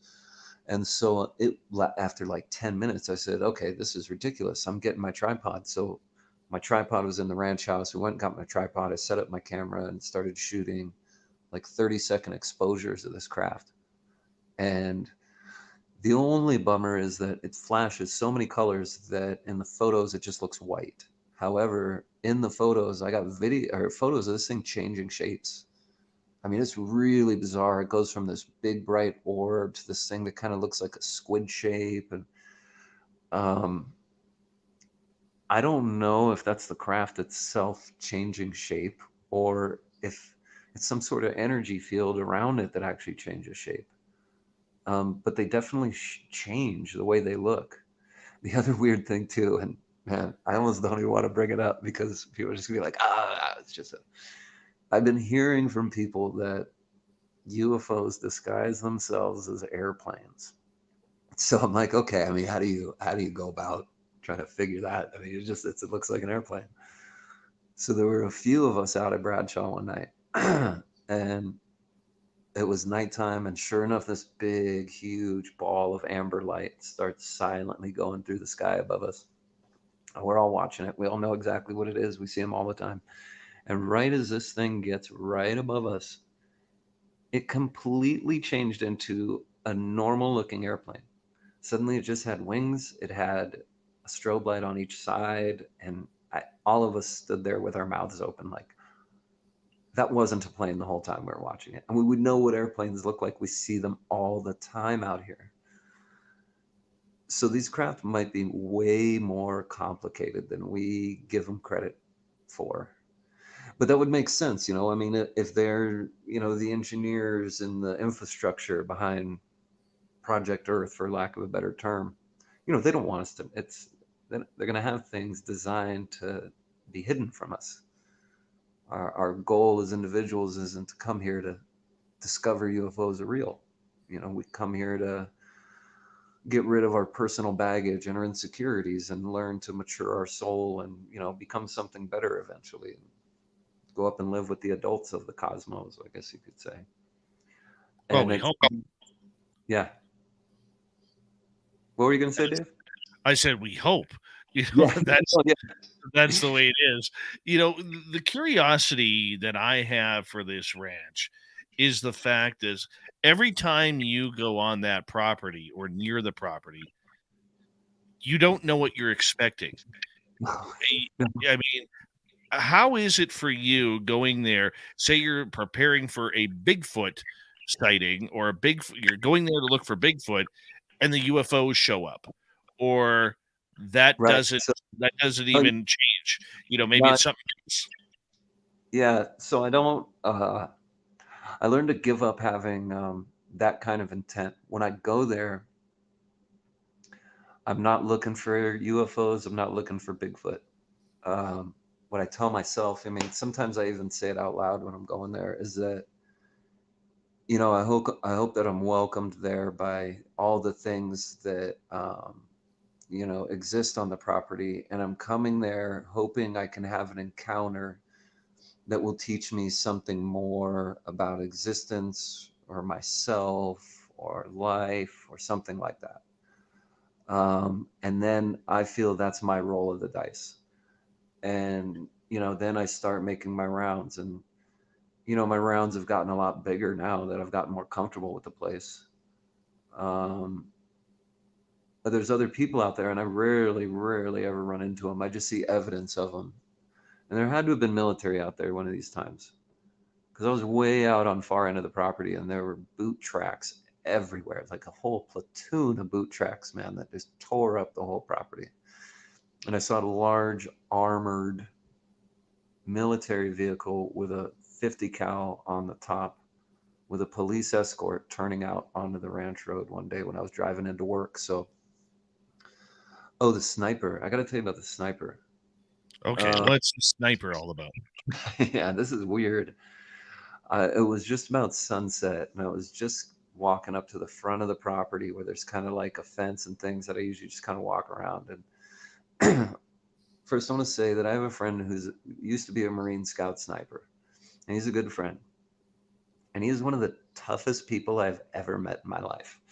This guy got in a fight one night. He beat up 5 people. He didn't know he was stabbed in the stomach until he was driving home. Like, this guy's an animal. The snipers are really, really like some of the gnarliest, toughest people around. And they don't make mistakes. And so I was walking, and the bushes near me coughed. I mean, a sniper wouldn't do that unless he was letting me know for some reason he was there. And I had been followed by a white Jeep at that point already. I'd seen the military boot prints. And there was a guy in the bushes. And so what I can think for now, at least, I'm sure they've tried studying the ranch. I mean, they must have. You know, they bought it for a reason. Congress bought it from the Bradshaws. And when does Congress go around buying up ranches? So they must have tried to study it. And my guess is that they weren't getting very many results from their study. And my hunch is that they're just kind of letting me be bait right now. That, I mean, they wanted me to know they're watching me, because he wouldn't have done that. A sniper doesn't cough. I mean, you know. So if you got a sniper in the bush and he coughs, to kind of maybe tip you off that he's there, Yeah. do you not say, hi, how are you? Oh, No, you scared me. Nope. I just figured, a million thoughts ran through my head at that point, and I just figured, like, pretend it didn't happen. Like, if he's letting me know he's there, I appreciate it. Just going to carry about my business. Because that's at the moment where in my head I was like, oh, I'm bait right now. I'm completely bait. If they have a sniper there, they think something's going to come out. And if there's a military term called a kill box, where you basically, you form an area and you try to get your enemy into that area where they can't get out, and you got them covered from all angles. Now, if you take into consideration the phenomena that occur on the ranch, being in the front yard of that house is being in the kill box. You're completely surrounded. You can't get out. The phenomena can appear on any side. Now, if they have snipers stationed around the kill box, and they know I'm going into it, my guess is that they're waiting for something to come out. So, yeah, I think I'm just bait at the moment, which is fine with me. You know, I don't mind that. I don't care if they're studying it or not. I appreciate it that they aren't stopping me, and that they're just letting me kind of go be the bait, because, you know, I'm okay with it for now. So that's my best guess as to some of the strange human activity that I've noticed out there. Before we get to audience questions, has anybody ever approached you about being bait or about what you're doing out there? Nah, nobody. 3 times now they've followed me out there in vehicles. And I know they're following me because the first time I passed them on the dirt road going in, they were leaving. And it was really bizarre too, because in my head I was like, yeah, that'd be really weird if that bone stock white Jeep Wrangler turned around and followed me. And then when I got to Bradshaw, I had to go pee. So I was in the bushes. And I was in the bushes. I could hear a car coming. And I was like, I'm just going to stay in the bushes. And they drove past me. Sure enough, it was the white Jeep, 2 guys in sunglasses on a cloudy day. And they went to the ranch. I was behind them now, so I went up over the hill and followed them from the tree line. They drove into the ranch house through the gate onto the property, so they had access through the locks and everything. I don't know who they were, what they were doing. They weren't wearing fatigues. They didn't look military, but they looked official of some sort. Usually on a dirt road like that, when you see other off-roaders, you usually wave at each other. And these guys didn't even make eye contact with me when I drove by them, but they certainly turned around. But all the times I've been followed, I've been able to get behind them, luckily. I do have one video where I caught them on video leaving the property. Oh, yeah. And was it still the two people? This one was a different one. It was actually a white utility pickup truck. The weird thing was he came hauling in there. He took that dirt road like he was trying to get in and get out. So I don't know if he was coming just to check and see if he saw me there or if there was something else he was checking on, but he didn't linger around either. And the Jeep that pulled in, they didn't leave the property. I don't know what happened to the Jeep. They drove in and they didn't drive out. That's bizarre. 4 minutes to go before we got to go to break. Let's go to our first audience question here. Ian over in the UK is asking, have you heard of any animal mutilations on the ranch? None at all. And that's a big reason why I let myself go there alone at night. Brandon gave me permission to come up to Skinwalker Ranch too and try some of my tactics there. And honestly, I'm going to do it, but it's going to be a whole different experience being out there alone at night, knowing what's happened to some of the animals out there. I don't feel any threat when I'm at Bradshaw. Really? Yeah, not at all. All right. Well, let's go over to our next question. Super Crazy is asking, the Bigfoot that you've seen, have they been hostile? So, not hostile towards people. However, the one encounter we had, it was definitely making a loud racket, like it didn't want us there, but it never made any movements toward us. And the one that followed us along the creek bed, I mean, it was whistling back. They've never appeared aggressive. They always appear somewhat shy. The dogmen, on the other hand, they'll pick up a boulder and huck it at your car and smash the front of it in. So they've been reported around here. I'm not looking forward to the night I run into one of those, but I'm sure it'll happen. How often are you getting dogman reports? Maybe like 2 or 3 a year. And I mean, some of them are in town, like old ladies who have no interest in this kind of thing, and one's in their yard. I mean, they live on the edge of town, but still, they seem quite brave out here. Oh, something about dogman just freaks me the heck out. All right, 2 minutes to go. Let's get another question. Let's go to Kira. Have you tried using a Faraday cage on your electronics? No, actually, I haven't tried that. I mean, one thing is limiting is just, the expense of things. I certainly don't make any money off, all this stuff costs me money to do yet. That's the dedication. And so, but I do notice that I get better results with minimal tech. Something like that would be awesome to have. I mean, I hope at some point I can kind of get some of those things and try and apply them to this, because I think it would be helpful if we could have that type of device to kind of hide what I'm holding. But at this point now, I haven't been able to. All right, let's sneak in one more here. Back to Super Crazy here, who is asking, what is the connection in your mind between Bigfoot and UFOs, if any? That's a good one. There's a documentary called The Bigfoot Alien Connection Revealed, and I just shot the sequel with those guys that came out here.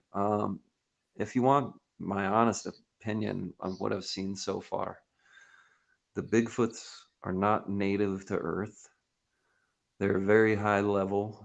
They have UFO craft. They don't need to use them.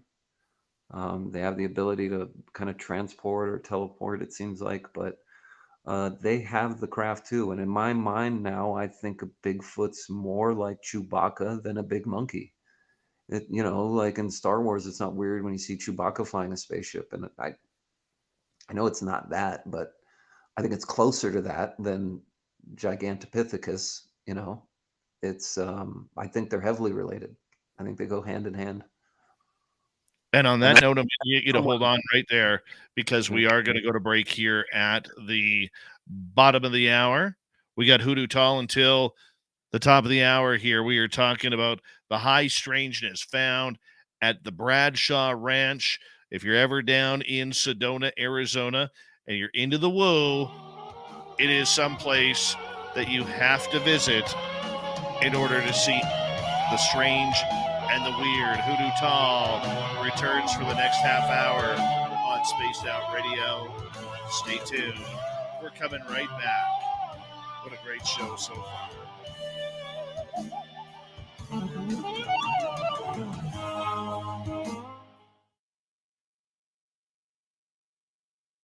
All right, we are clear. Hey, Dave, is it all right in the next segment if I give out my Instagram? Because I've been posting what I find there. Absolutely, man. Okay, cool. Yeah, that way people can see some of the stuff I'm talking about. Sure. All right. I mean, I'm saving the good stuff for Hoodoo too, but I'm like, there's a set of there's some footprints on there that people would love to see. Yeah. Give me 2 seconds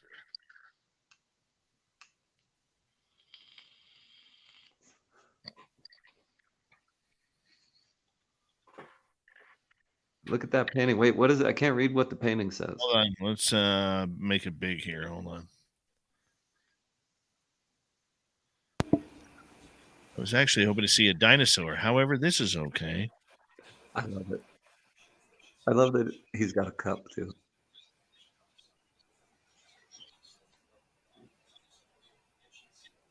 It's amazing that you just did that, man. Yeah, He's brilliant. Actually, I had 2 ideas, and this one kind of came out halfway through. Sometimes I switch the drawing up halfway, or even like quarter of the way through, or even at the end, I gotta switch something around. It's terrible.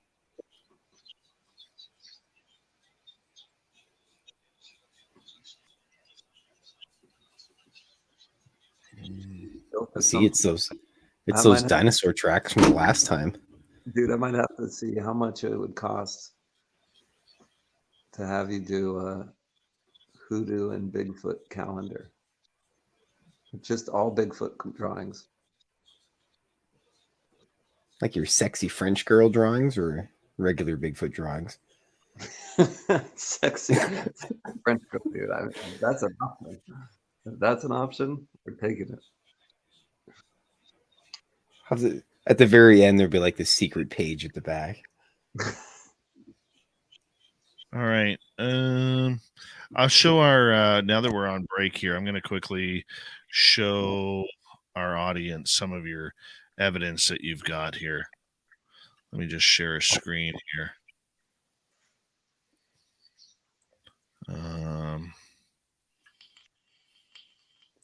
So let's go here. Oh, that's not even the right Instagram. That's good stuff to show, but I'm going to give out my other one. Yeah, that's an incredible set of tracks right there. Yeah. That's a Bigfoot. And right next to that is a carving of the creature and another footprint too.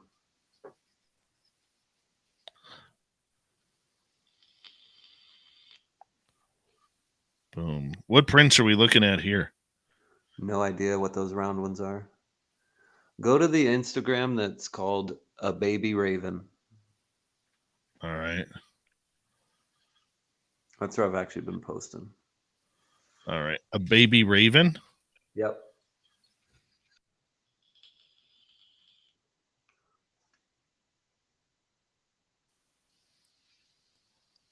All right. Look at that second one. That's the 3-toed Bigfoot. I mean, tell me that's not a 3-toed creature. That's weird. That's me uncovering the petroglyph, carving a Bigfoot in the snow. Watch, I'll find its footprint in a moment. Like, I wasn't sure what the creature was, but they carved a footprint right next to it.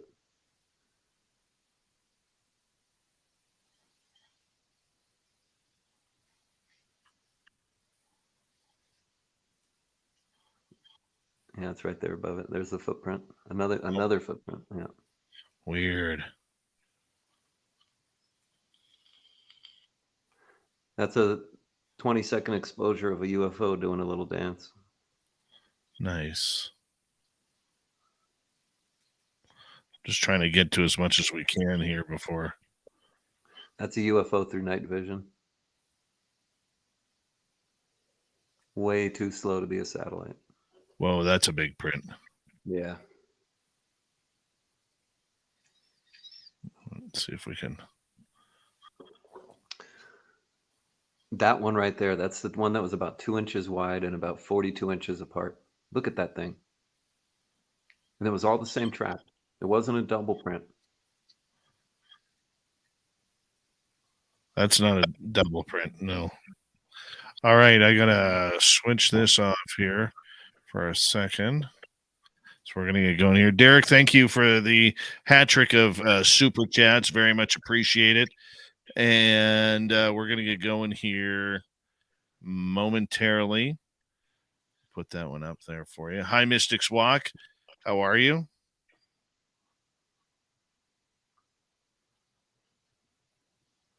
Here we go.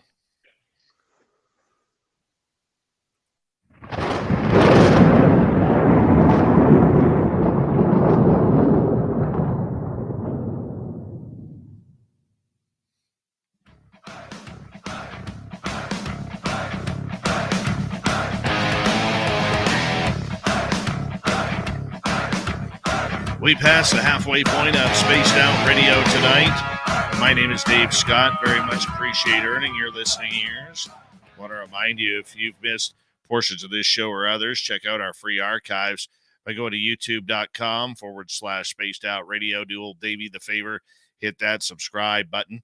Our website, spacedoutradio.com. We have a plethora of features for you. Rock out to Bumblefoot, read the Newswire, check out our swag as well.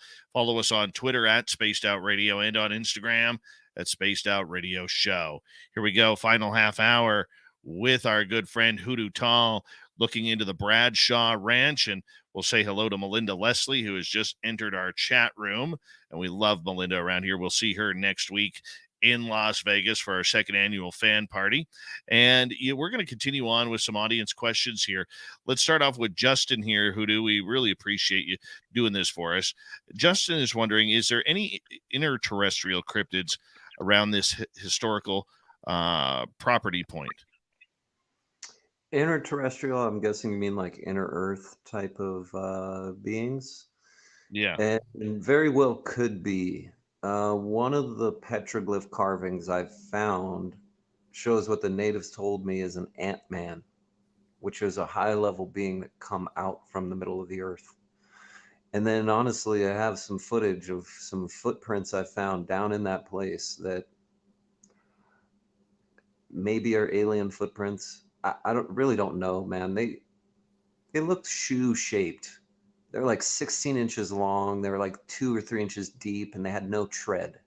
They weren't boots. They were something else. So yeah, it could very well be. Wonderful. Okay, let's continue on here. Let's go over to Derek, and he is asking, have you ever met with a gentleman named Joseph Whitewolf from Sedona? No, I haven't. Since I moved here, it's kind of a tough place to get your roots down and, get a job and a place to live and get yourself settled. So I've been, really grinding and working a bunch and so I haven't really met a lot of people out here, to be honest. Ben Lone Tree lives up in Dewey up there in the mountains. So, he's really one of the people that I've really spent some good time with and been able to learn a lot from. And then, but yeah, as far as locals go, there's not a lot of them that I've been able to link up with yet, but hopefully I will. The more I'm around town and now that I'm out here all the time, I'm sure I'll get the chance to meet some of these people. Follow up from Derek. Why the heck do the aliens cloak themselves like cats out of the bag? They just need to reveal themselves, but they won't, because if the deal they have with the U.S. government and shadow government continues, well, gee whiz, right? Yeah, I don't think it's any kind of deal with the government to stay hidden. I think it's more that if we're aware of them at this time, we as individuals wouldn't be focusing on the reasons our souls came to Earth in the first place. And so, I think it's bizarre that we can get this footage of them now. We can start to understand that they're real. Maybe that's to help us understand there's a bigger purpose. I'm not sure, but I don't think it's a secret because the government wants it to be. I think they're trying to understand it just as much. I think the reason they don't talk about it is because they don't have a full understanding of it. It's hard to announce something that you're going to get bombarded with questions over when you don't completely understand it yourself. So, even if they have loads of files and stuff, if they don't have a complete understanding what it is, they're not really in a position to take many questions and talk about it.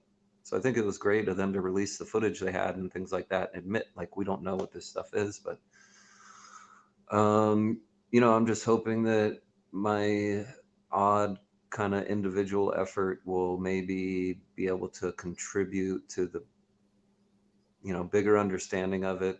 And I'm just trying to do things that I noticed other people weren't doing, and the things John Lear told me to do. So let's go to Lara, who wants to know, have you made any casts out of the dinosaur prints? no, I haven't. So my friend Karen Hill, she's actually a MUFON investigator for Tucson. She actually bought me a little casting kit because I haven't done casts. Because I mean, for me, I was like, what am I going to do with 1,000 giant casts in my place?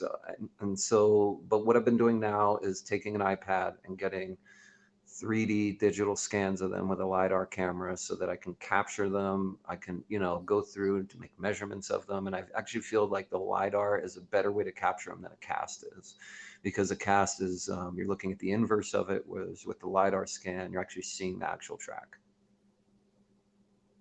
Okay. But why not just for proof, for the sake of the critics? You'll get a couple. I might. She got me that casting kit, and if I find a good one, I have to practice a few times, gonna get the hang of it. And I guess I just haven't committed to doing that yet. I need to buy like a huge thing of casting powder because these tracks aren't small. It's very rare I find a small one. So it would be neat to have a cast of a particularly cool track. So, I mean, it'll happen in the next year or so, probably. I'm just starting to now kind of dip my toes into the whole process of casting a track. It's like an advancement in research. I know, because we casted our first one last year, and it's a Okay. pain in the butt. I don't care what Right. anybody says. If you've never done it before, casting a track is a pain in the butt. And you got to carry that heavy powder around with you all the time. Like, I don't know. That's right. That's right. All right. Let's move on here to Kira. Have you photographed or filmed orange or red orbs? Do you feel that they are connected to the Bigfoot activity? Yeah, not only that, I see them a lot. A lot of times when I'm filming them, it's through night vision, and it's with Melinda. So hi, Melinda. I heard you're in the chat. It's so night vision. Everything is green and white. However, I definitely have some photographs that I do that are long exposure, like 20, 30-second long exposure, and I'm actually capturing the color of the craft in the photograph, so you can actually tell that it's an amber ball of light. I think that those are side effects of the plasma they're generating, the colors that they emit. I wouldn't say I've noticed a connection between the appearance of a Bigfoot creature and the appearance of an amber light at the same time yet. But I wouldn't expect to, really. I mean, the creatures seem to be there and walking around a lot of the time. I think I'd have to be pretty lucky to see one take off in a craft, but maybe I'll get that lucky. All right, let's go back to Justin. Have any dogman encounters ever been mentioned with human encounters in that area? I haven't heard of any human deaths from them. I've heard of damage they've caused to vehicles. And I know Bigfoots kind of can throw some rocks at you, but they don't throw them at you. They throw them near you almost all the time. And the stories that we're getting fed to Tom Dongo, which he was sharing with me, are stories of dogmen. Like, these people were across a body of water from the dogmen. They saw it across a lake or pond, whatever. And they started running to their car, and the dogmen started running to their car as well. And it was beating them. And it picked up a huge rock and smashed in the front of their car with it. So I don't know why I feel like I'm going to encounter a dogman soon, but I'm just not looking forward to it. I've heard all these other encounters of them where, they're not always aggressive. Sometimes they're just curious. Almost everyone that encounters them says that they jump really far instead of like walking. There's a lot of similarities between the encounters people have, so it seems like they're definitely a real thing. The encounters that happen near town here aren't people that are into this subject. They're people that are really scared, and they end up finding Tom Dongo because he's the one who talks about this stuff. So I'm really grateful that, that friendship I have with like Melinda and Tom and other people that are researchers. And the Dogman scares the heck out of me, because I've known it can be aggressive. But if I encounter it, I'll report on it for sure. Yeah, uh, I haven't heard There's any death. just there is just a real sense of fear that comes over you when you're near a dog man. Hmm. A real sense of fear. In talking to many people who've had encounters, and I've had one that I'm not sure of, but I never saw it. It was only a feeling of danger in the forest. Right. And I can tell you that even in that feeling, even though I had a chainsaw running at that time, it was still, I was still on alert, waiting for something extremely dangerous to happen. This is where I kind of have concerns for you wandering around there out in the middle of nowhere, in the middle of the night, my man. I have a question for you. Even though you were carrying a chainsaw, did the presence make you still feel helpless? Yes. Yeah. Yeah. That's Okay. the thing. But let me explain. So I was going down a logging road one day, and I had my son in my truck, and we were getting firewood.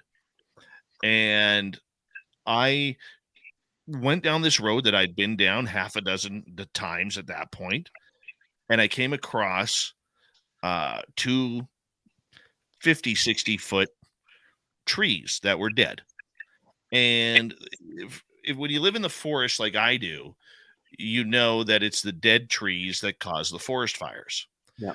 But going up that road, there was something just a little bit different, a little bit off. And I pick up on energy quite easily. Hmm. And with the experiences that I've had, I was running through everything that I've experienced: paranormal, ghosts, UFOs, aliens, Sasquatch, everything that I've kind of experienced, and nothing was kind of ticking off. So then I went, to animals. Okay, does it feel like bear energy? Does it feel like wolf energy? Does it feel like mountain lion energy? None of those were ticking off. Like, it was something that I just didn't recognize, as weird as that may sound. Yeah. So I got out of my vehicle and went to the back of my vehicle, unloaded my chainsaw, and I kind of yelled out into the forest, and I said, "Whatever's watching us, I'm only here to take these dead trees. These dead trees help, or me taking these dead trees helps reduce forest fires in this area. I'm helping the forest by taking these. So please allow me to take these, and I will get out of here." So it seemed to calm down a little bit after that. So I cut down the trees, I bucked them up, filled them into my truck, said thank you, and drove down that same road about another 3/4 of a mile to a mile, and found about an 80-foot tree that I was going to take down. Got out of my vehicle, and this, whatever presence was there, was 10 times heavier than what was a mile previous. And I got out of my vehicle, didn't even let my son out of the truck, got out of the vehicle, kind of scoped the tree, scoped around, did not feel safe at all, and just said, "You know what? This isn't worth it. I'm getting the hell out of here." And that's what I did. Yeah. Yep. It's overpowering sometimes. I mean, I'm not kidding. There's times when I've been at Bradshaw at night alone, and before I realize it, like, I mean, I've just tears running down my face. I don't even realize it. It's just like this overwhelming sensation sometimes that it's anecdotal, like you can't capture that and share it with people. It's something you really got to experience for yourself. But when you do, you're like, oh my gosh, there is something here. Even though I can't see it, it's really, really here. It is weird. Very weird. Human Carl is asking, he says, "Have you ever investigated Secret Canyon since you've Uh, been there?" I've been hearing about it, actually. I've been meaning to kind of make a trip out there and Sycamore Canyon. But Tom Dongo told me, don't go to Sycamore Canyon alone and don't ever go at night. So I'm treading lightly with Sycamore Canyon. Secret Canyon looks really interesting too. But I heard also that there was a fire and that years ago, and that all the really good stuff in Secret Canyon was torched. So I'm not really sure what's out there anymore. But I mean, there's a lot of spots out here that have great stories, and I hope to get feet on the ground in as many of them as possible. It's just going to take some time. So tell our audience, what is Secret Canyon? Because I've never even heard of the place. I mean, it's just one. I mean, there's a few oddly named places out here, Superstition Mountains and all these places. But from what I heard in Secret Canyon, I've heard people have disappeared out there. You know, they go in, they don't come out. And then I heard there would be military activity out there. And then years ago, I heard that there was a big fire and it was giving off like this yellow smoke. Um, and that since then, a lot of the weird activity has died down. But, you know, originally I was told the activity of Bradshaw was dead too, and it certainly isn't. So, you know, Secret Canyon is one of those places where I'm not sure what the heck is going on there. It would just be interesting to go and see for myself. So, yeah, I mean, it's going to happen. I have a capable vehicle now where I can kind of get anywhere I need to, and it's going to give me the option to go a lot of places I couldn't before. Awesome. Yeah, Human Carl says that he lives in Camp Verde. Oh, yeah, that's right down the road. Yeah. So that's pretty cool. Some of the people that are local out here, and you know, for people listening that kind of want to have a visual on what I'm talking about, I do post a good amount of the things on my Instagram, which is at a baby raven. And if you're local out here and you know somewhere we can go investigate together, you know, send me a message on there. Let's link up and let's go, you know, because collaboration is important. I'll tell you right now, when I'm out at Bradshaw alone at night, your mind gets the best of you. It's really hard to do what I would call research when I make those solo trips in the dark, because um, you don't really know if you're just hearing things or seeing things or it's actually happening. So that's why I have to do both. I got to go in with cameras and I got to go in without cameras. But to have somebody else there to witness what's happening without the cameras, to me, is incredibly valuable. It's hard to find people that are willing to do that. So let me know, Carl. Oh, yeah. You got to get Human Carl out. He's an experiencer. He knows what's going on. He totally knows what's going on. We got about 7 minutes to go here with you tonight. Hoodoo Tall is our guest on Spaced Out Radio, talking about the Bradshaw Ranch. Now, when you first started going down there, you really didn't expect anything paranormal to happen or supernatural to happen. And you were there for the monsters. You were there for the UFOs. And that's kind of what got you going. But since you have moved there, there's a lot more going on. Yeah, it really is. Now, is that because I'm going to the ranch more often and I'm able to observe what's happening more often than I could before? Or the other thing is, you know, and I told Tom Dongo this a long time ago. I said, you know, if I ever move out there, I'm interested to see, is there just something weird about me that brings it out? Now, I would never like to think that. I'd like to think I'm just like any person listening. I just started coming out here. I was into all this stuff. You know, I'd listen to John Lear giving his interviews on AM radio, and I wanted to experience it. You know, I was tired of going down YouTube rabbit holes. I came out here and realized this place lets me put my feet on the ground in Wonderland. And yeah, I mean, it's everything. I've experienced a lot more. I don't know if it's because I'm here more or if I'm triggering something to happen. I have no idea. I'm just more focused on trying to capture what it'll let me capture. Do you think then, much like other areas where people who've maybe never experienced the phenomena don't get the opportunity to see what you've seen, do you think that maybe because you are emotionally invested within the Bradshaw Ranch that you are seeing more than what others are getting to experience? Depends. Do you mean like seeing more as if in the person was standing next to me, they wouldn't see what I'm seeing? Or do Right. you mean No, I don't think that would ever happen. I think whatever I'm encountering, anyone with me would see it or encounter it too. That's why I try to get pictures and videos as much as I can. But no, I don't think it's that personal. But I mean, how do I know? I could be wrong, right? I mean, all the stuff I see when I don't have cameras or here could have been all just some wild illusion. It's hard to say that, but no, I don't think that. I think I'm an incredibly regular person who overly dedicated to this because of the few results I got, and fortunately, I'm just getting more of them. Mm-hmm.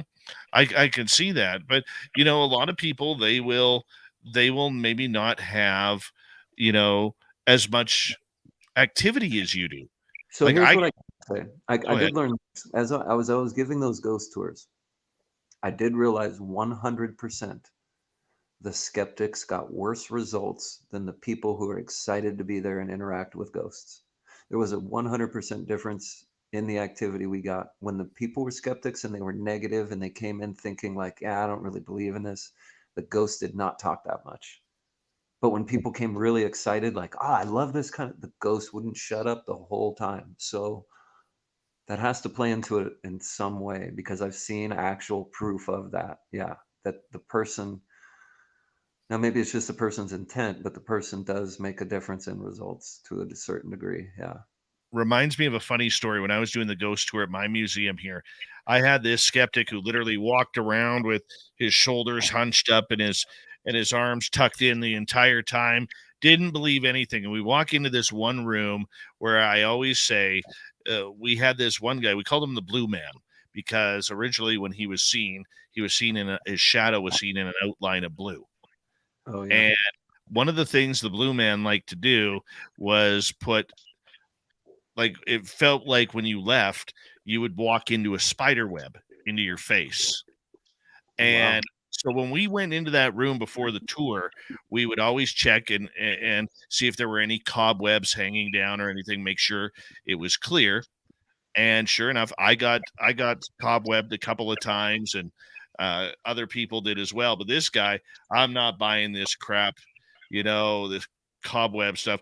Walks literally, we go to change buildings. He gets up, he walks out the window or out the doorway, and all of a sudden you hear, and he's wiping his face, and he's like, "Damn it, I just got cobwebbed." Yeah. Right? Yeah. And he went from complete skeptic right there to, well, maybe there is something that goes along. And I love it when I got to tell the skeptics I told you so. That was fun for me.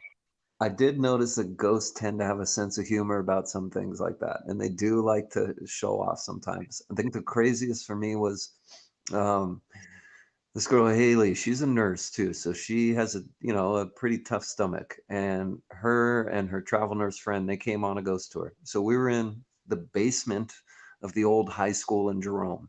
Now that high school used to be a hospice for the Spanish flu, so lots of people died in there. We're down in the basement where the teachers used to live, and there's this one room where a child ghost is about half the time. And so there's no windows or lights in there. And the two women were in there, and they were doing like a little solo session together. I was in the room next to it. And so her friend came out. Her friend said, there's something weird in there. I didn't like it. So she walked out. So we looked, and Haley was still in there. She's kind of sitting on the ground. And then the door violently slammed closed. I mean, so hard it almost came off the hinges. I looked at her friend and I was like, she's messing with us. Like, she had to have done that.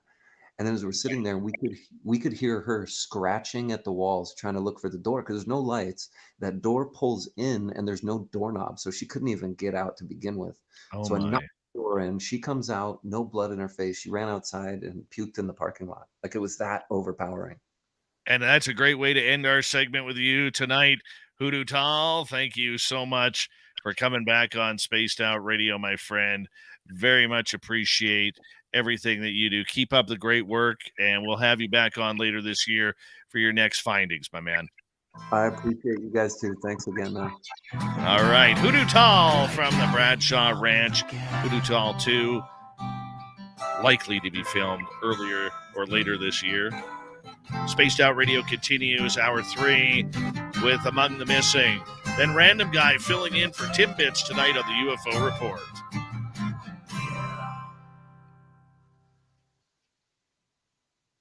Great job, my man. Great job. Awesome, dude. That was a lot of fun again, man. It seems so natural talking about this stuff with you. I could go on for days. Oh, dude, we got it. That's what it's all about. That's what it's Yeah. all about, my man. Yeah. We'll talk soon, okay? Absolutely, dude. Maybe I can at least do like a phone in or something to Vegas. Yeah, we could work something out. That's easy. All right, That's cool. easy. All right, brother. You take care, okay? You too. Bye-bye. Hoodoo Tall, everybody. I will be right back. You guys just sit tight. Don't leave. Don't leave, because we got another hour to go.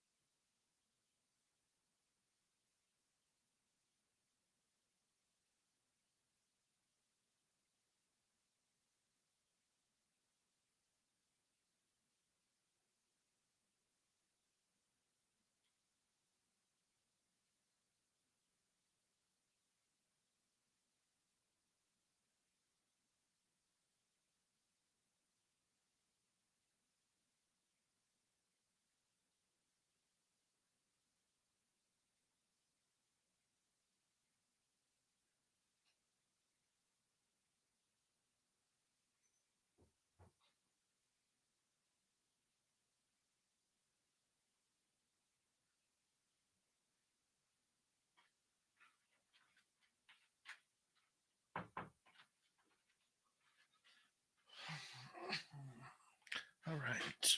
Hi, Lavira. How are you? LC, welcome back.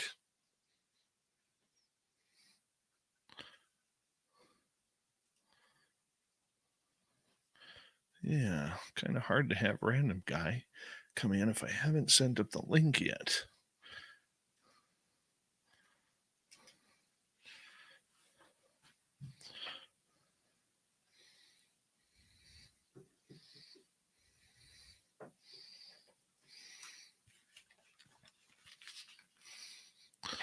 All right. Dead fish. It's happening.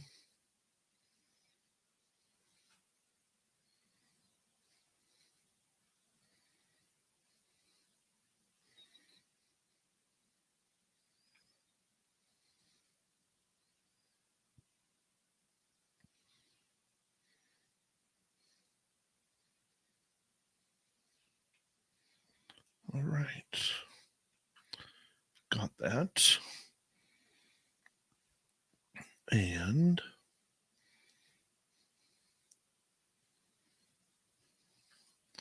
we's almost ready. Thank you tonight to Derek ×3, Thomas, and Deb for the amazing super chats. Very much appreciated. Hello, Marco. How you doing? And who else has jumped in here? Aussie Sue. Good to see you.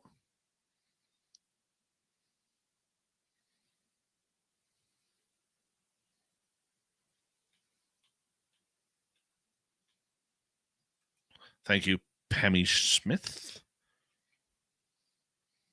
And we got 10 seconds. Village.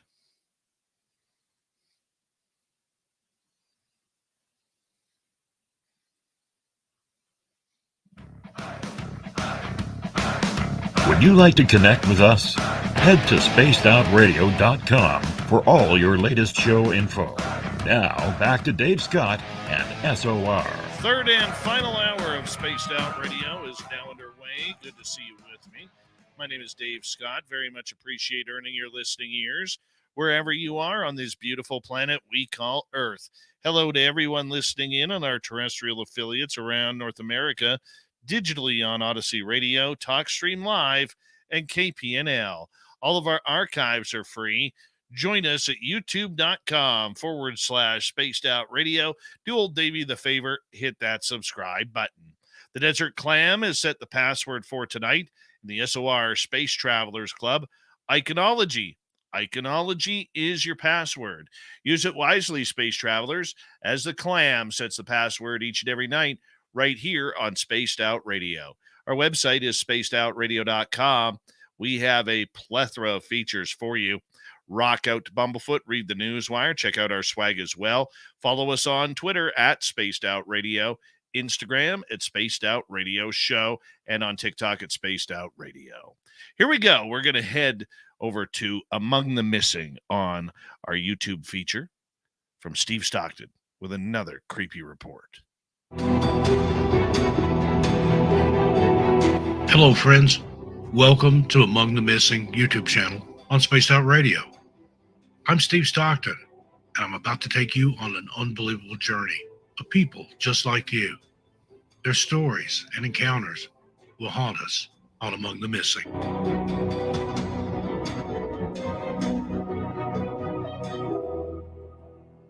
Hello again, my wandering wanderers. Steve Stockton here from Among the Missing. Tonight we bring you Linda Arteaga, an incident with strange shadow people. Join me to walk and see. One of her recent strange disappearance and reappearance cases occurred on September 22nd, 2012 in the Ozarks region of Arkansas. It turned out to be one of our most unusual cases. In the afternoon of that same day, Eddie Huff and Linda Arteaga, brother and sister, set out for a day of hiking to explore the forest of the area with their friends. There appeared to be something amiss, though, when Eddie returned alone, and that he had left his sister at a relative's house, but even more so when it was discovered that the 53-year-old woman who Eddie had claimed to have left at the relative's house was simply not there. It appeared that Eddie had forgotten everything that had happened, and he was now confused and a little disoriented, to put it mildly. There was a search party organized, and in the end, Arteaga was found wandering in the deep woods in the middle of a seemingly random location. Furthermore, it seemed to be that whatever incident had transpired in the preceding minutes that led her to this point had shocked and unnerved her in the end, leading her here in the first place. The details of what she later claimed were murky at best, but she claimed that she had volunteered to go find help for her brother after he had supposedly suffered some kind of injury. She would later say that as she walked through the woods, she encountered other hikers who, in spite of her best efforts, didn't seem to be able to hear or see her when she called out to them, even though they were walking in the same woods. Even more disturbingly, she also claimed to have witnessed strange, shadowy figures that appeared to be watching her from the forest. The next thing she knew, she was coming to in the forest with search and rescue Call Your Name.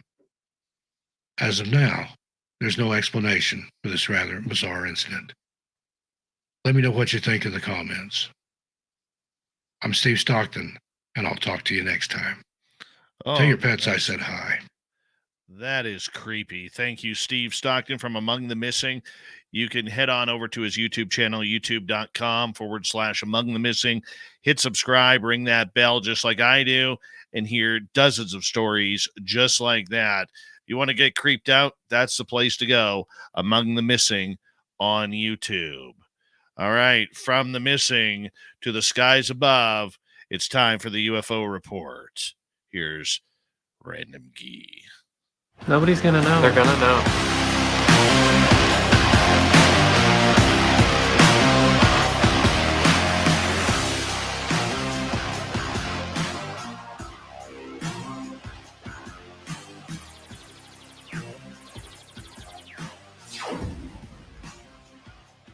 Random Gee filling in for a busy Tim Senor, who is still taking care of his ailing wife. You know, she hasn't been doing too good lately, but she is healthy. Nothing bad going to happen. She just hasn't been feeling well of late, but that's okay. Big Bad Random Guy is here filling on in, man. I'm telling you, I am pumped up for next week, my friend. Vegas next week. Oh, is that what's happening next week? I forgot. You better fly into town and make things happen, my man. I've spent more time in Vegas than in California lately, so I'll probably already be here anyways. I'm looking forward to it. I am looking the way it's been going. I cannot get it off my mind. I am so pumped up to meet up with our listeners for our second annual Vegas fan party. And, you know, it's going to be a little bit extra special because I'm turning 50. And to be able to hang out with our listeners and spend some time with our great guests of this show, it's going to be absolutely phenomenal. And you're going to meet a bunch of new people. And I'm excited. Yeah, me too, man. Me too. We're going to bring you up on. We're going to bring you up on the YouTube channel for our 6-hour show that we're going to do. You're going to do 5 of them all alone. You know. And I'll do my stand-up. I'll do my stand-up. People will tune out real quick. Oh, thanks. Yeah, I don't need people hitting unsubscribe. You know, no, I'm teasing. You're a funny guy. You are a funny guy. You know, are you getting used to this UFO stuff yet? You've been doing this for 3-4 months now. Are you getting used to this? Nah, still not my thing. I will tell you this much. I've learned a lot. And the more I learn, the more I reinforce the fact that I really don't want anything to do with it, because it just gets weirder, creepier, and if you go down enough rabbit holes, eventually you find something. And then when you do, it's almost worse when you find something, because then you either you can't just leave it there, you got to follow up. So then you get stuck on things, and then you start finding inconsistencies with your reality. I don't like to question my reality, Dave. No, I know you're a very practical type person who also just happens to have aliens. But I mean, you are a very practical person, and that's the way you were brought up. That's the way you were trained during your time in the military. And you know, you need a level of professionalism along with knowledge and skepticism that kind of goes along with that. You know, but I mean, you said you've learned a lot and you're not liking what you see. What don't you like about it? I think it's just the fact that it's a never-ending job. Like normally you want to investigate something, you want to learn about a niche. You want to learn magic tricks. You want to learn, doesn't matter what the subject is really. You set out, you talk to people that know about it, you read some books on it, you watch some videos, and you kind of, even if you're not a professional or you're not an expert at that subject, you kind of have a box that you work within, and you realize, okay, here's the people that are the best at it. Here's the craziest part about it. Here's my elementary baby steps where I fit in. But you have like a whole picture. The problem with ufology and all this other stuff is it's not really just ufology. if you want to get into things and be practical again, you start talking about physics. You got to start going down physics rabbit holes. You got to start going down interdimensional rabbit holes. So it's not enough when you're a layperson and you get into this. You're like, cool, I'm just going to go look at cool UFO stuff and talk about flying saucers. Unfortunately, you have to really, it's like a lot of the conversations that I've had with Nicole and other people that have done this for a long time. They're like, hey, X, Y, Z, this. And I'm like, what's that? And they're like, well, if you want to understand it, you got to read this first. And then it's like, okay, now I'll read that. Now you got to read this. And it's like, wait. I'm not getting a degree in this. I just want the answers. Just give me the answers here. Is that too much to ask? Well, apparently it is, because I mean, everybody is ready to brawl at any time on this. I mean, everybody complains about the fighting in hockey when there is really no fighting in hockey anymore, but I mean, the UFO world is 100 times worse. Absolutely 100 times worse. And it's as bad as politics. It really is. I would say worse, but that's just me, but who am I? For you though, I mean, as an outsider looking in, and I'll reiterate to people, when random guys started joining us on this show, his job, and we talked about it for a long time before he came on the air with us. His job was not to be a ufologist, but to teach us what isn't a UFO. Kind of different than what we were normally doing, right? And I think that has been, I will be honest with you, I think it's rubbed off on me in a positive way. It really has, because I've found myself a little bit more skeptical than what I normally am. Even when I was going out in the forest yesterday and looking for Sasquatch evidence with my buddy Mark, okay, I find myself trying to be more practical and more observant of what could be rather than what is, if you know what I'm saying, the difference.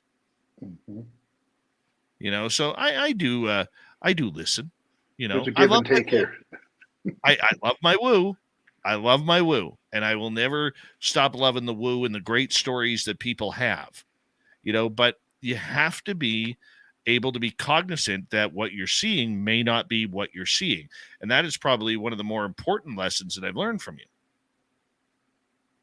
There's more to the story, or there could be potentially.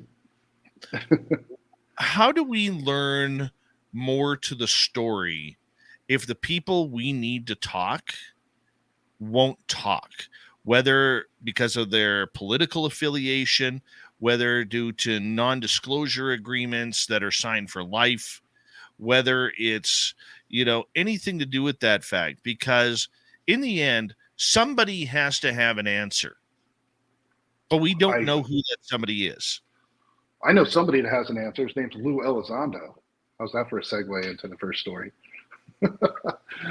No, I think there are people out there trying to give answers, and the problem is the motivations for different people are different. Some people are altruistic, some people is monetary, some people is ego and fame. And so the problem is, even the people that are in a position to share this information, you got to wonder what their motivations are, because are they embellishing stories? Are they holding stuff back? Are they overstating something?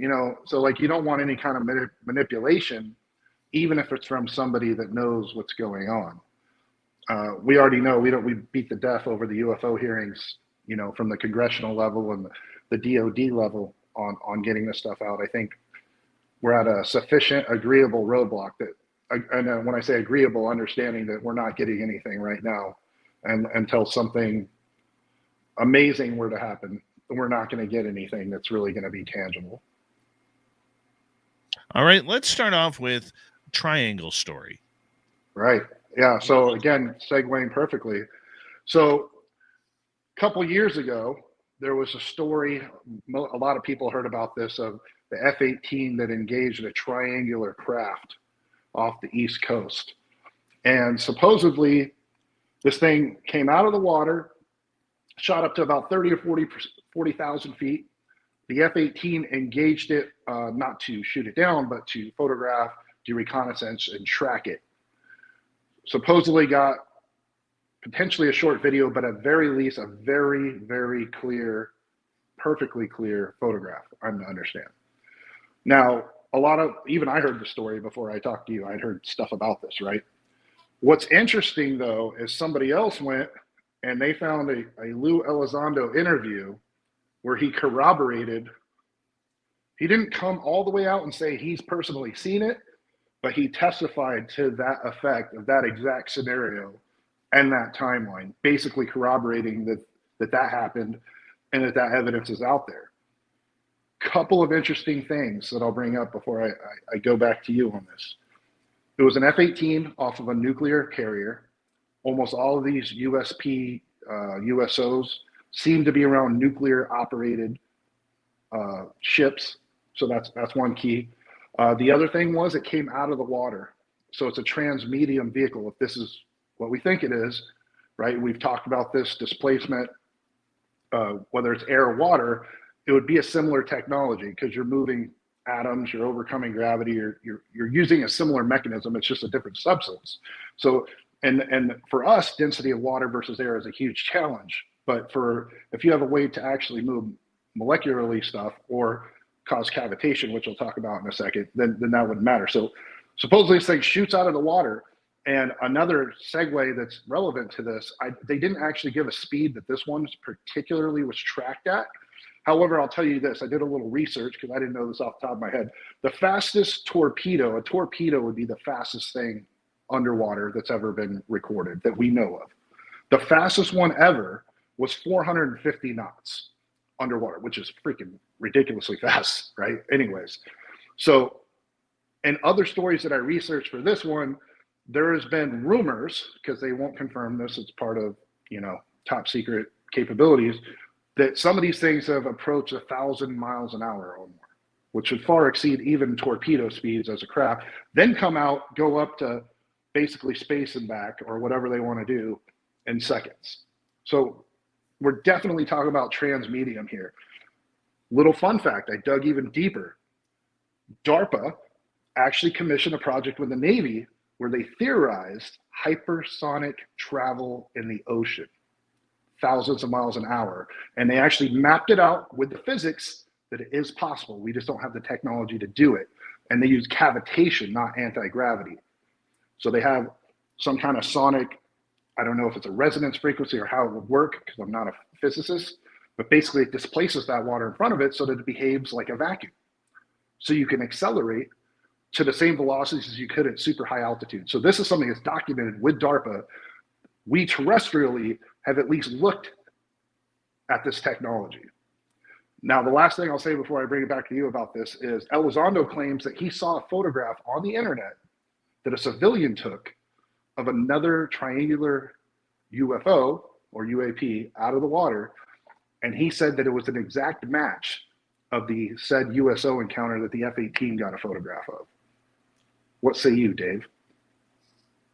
Well, I'm still trying to figure out, whether or not the black triangles are ours or theirs.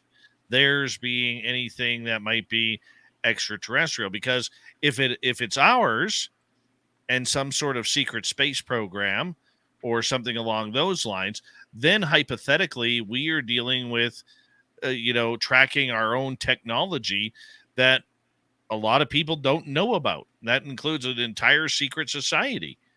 That is scary. But if it is theirs being some sort of extraterrestrial, ultra-terrestrial, whatever it may be, that is pretty phenomenal. And yes, this story goes back to, I believe, there were photographs taken from a submarine of this black triangle, and apparently there is a video. Science Bob had talked about that a long time ago, and it is an old story. But the new information about DARPA, trying to plan this out, but can't do it under the current laws of physics and science, that is kind of amazing. Yeah, the fact that they're at least hypothesizing how to conduct this, and they just know where our limitations are, or at least that's what they say, right? It's like if they figured it out, I don't think they'd be announcing it anyways. But just something to think about. But what it tells you is that the smartest people in the world are theorizing this stuff, and they're not saying it's impossible. So that does open the door to possibility that maybe, potentially, it is terrestrial. Because if somebody else can think and theorize and understand how it would happen, but they just don't have put the pieces together for the technology to make it a go, that doesn't mean somebody else did not. See, when I hear a conversation like this, I always think back to what legendary author, researcher Jim Goodall states about his late good friend, Ben Rich, who is the former head of Lockheed Skunk Works, where he publicly told people that, Lockheed Skunk Works are 50 to 80 years ahead of what the public is seeing right now. And they've already got the technology to bring ET home again. I mean, that is scary when I hear things like that, because, I look in the sky, and I've used this example a number of times. Next week, I'll be hopping on a Boeing 737 flying to Las Vegas for our fan party. How antiquated, even though that's a top-of-the-line new aircraft, how antiquated is that airplane to get us from point A to point B? Or you think about long distance travel, say Los Angeles to Tokyo, or Los Angeles to Sydney, or Vancouver to Thailand. I mean, that is absolutely ridiculous that you would still, in today's society, be spending 18, 19 hours aboard an aircraft to fly over the ocean. Where if this technology does exist, why hasn't it gone to benefit the public as of yet, as we have transformed? So I get a lot of questions like that in my head that really bug me, man. I get it. I mean, there's a lot of implications there, obviously, for defense purposes, and the logistics of, we don't know how large of a craft and, what scale this can be replicated at, or any, like some of the devices that others have talked about were only 10 feet. So like, we don't know what the capacity is, if a human or biological entity can even survive the forces, or if it's only these android like alien type cyborg bodies that are in there, or no one at all. Maybe it's just remote piloted. Couple extra little interesting things. So I found out during when Aero and all of these agencies, or any government study for that matter, they are prohibited from speaking to commercial airline pilots. They are only within the realm. So like, commercial airline pilots have corroborated some of these stories about the triangles and other stuff, and the military will not accept their input for the purpose of the DoD studies and the Aero studies, which I found was very interesting. It didn't really elaborate that. There's something to do with, I don't know what the technical, codes are or whatever, but they're not allowed to. It's almost like they can't be investigated or interrogated, even if they're volunteering it. Another interesting thing is John Podesta.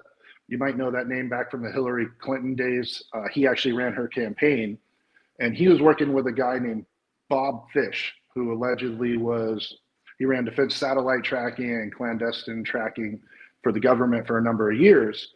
And this is a quote from an exchange that they had. And he said, quote, "The U.S. government has knowledge of some UAPs entering Earth's orbit from deep space and can actively track them via RF signaling emanating from these crafts. The officials realized if this godlike technology were to be obtained and mastered by their adversaries before the United States, it would make democracy vulnerable." That's an exact quote from Bob Fish to John Podesta while Hillary Clinton was running for president. That is scary. That is scary. So if he's who he says he was, that's frightening, because that means they have no idea and they're scared. Well, we think they have no idea, until Sector 7 from Transformers comes out to play. That's for sure. Random guy, I'm going to get you to hold on right there, because we are going to go to break here at the bottom of the hour. It's the UFO Report here on Spaced Out Radio. Random guy, once again, filling in for little Timmy Senor, who is taking care of his ailing wife. Yeah, he's a good husband. He's a gooder. And we will continue with the UFO Report. Helicopters, timelines, warships, all next. Cool beans, RG. I just made all that up, by the way. I'm joking. City Gaslight. You're a beauty. You're a beauty. At this time of the night, that's where we like to say hello to all of our agents and agencies tuning on in tonight on Spaced Out Radio. How y'all doing? We're so glad that you are here. You have my phone number. Give me a call anytime. I don't need to put it up because you already got it. It's easy for you to track down. And remember, some of us can be bought. Some of us can be bought. Him, not me. Yeah. So, either way. I'm not for sale. So what else is going on in your world, Dave? Did you happen to catch any hockey tonight?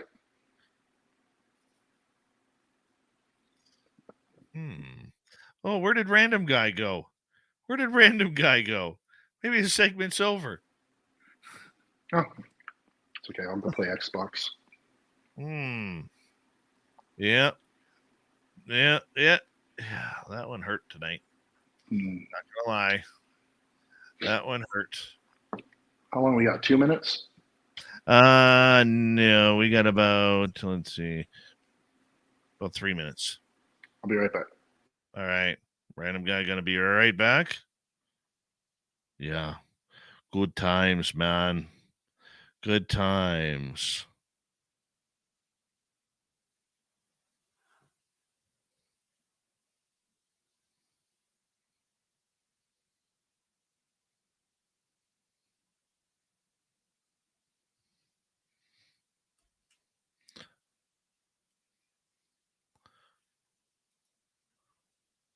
So, been a good show so far.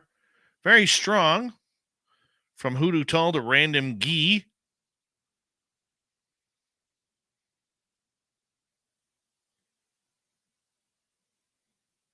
We like the old Random Gee around here.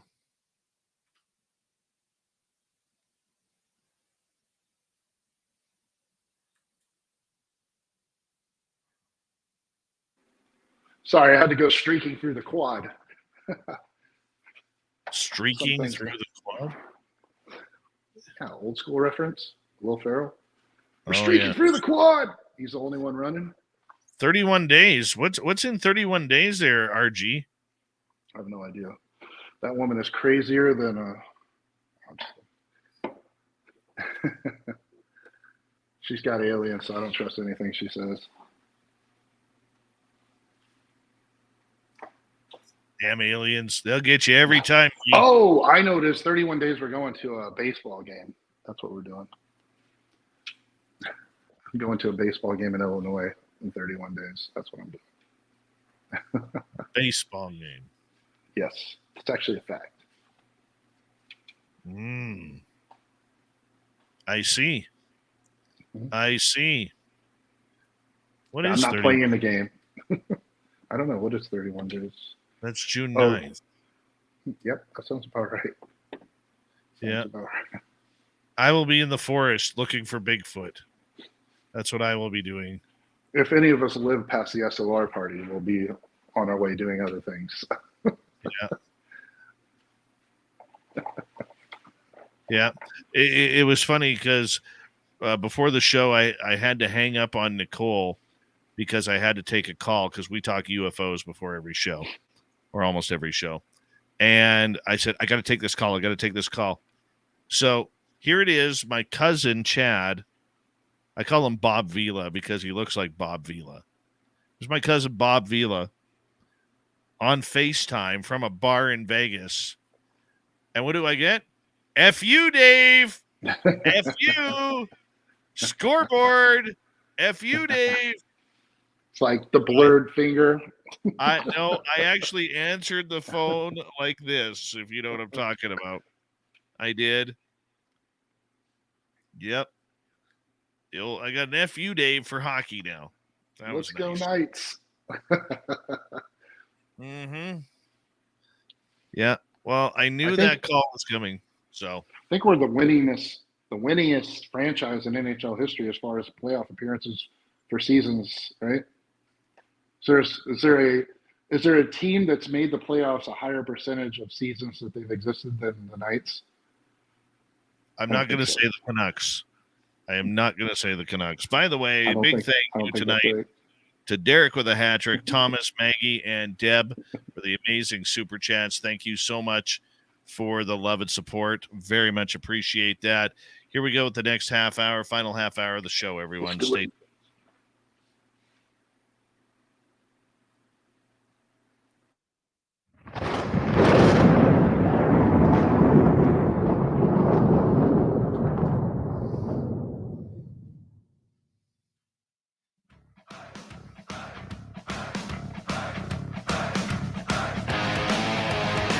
Final half hour of Spaced Out Radio is now underway. Thank you for tuning us in tonight. We very much appreciate earning your listening ears.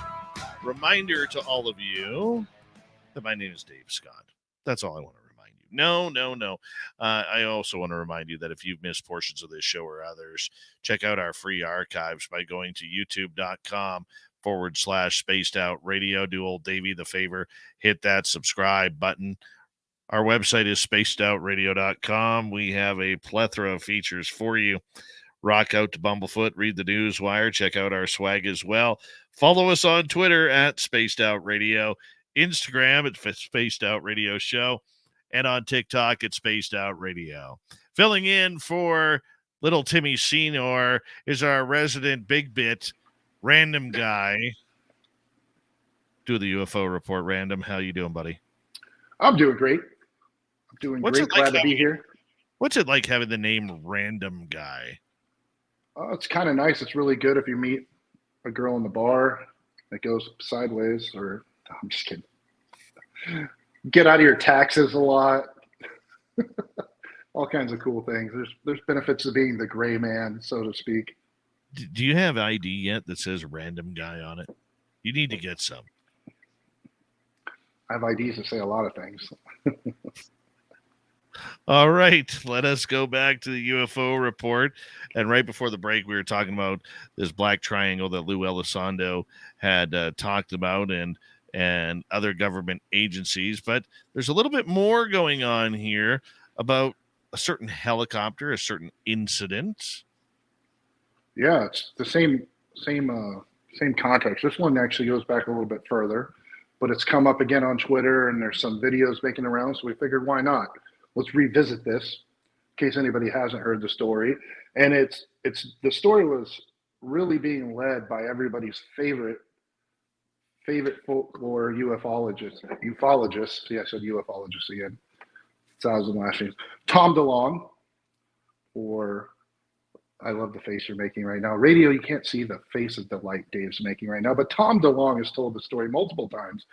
And I knew it was super credible when I saw him do an interview with Steve-O from Jackass and recount the same story. So then I knew I was onto something legitimate.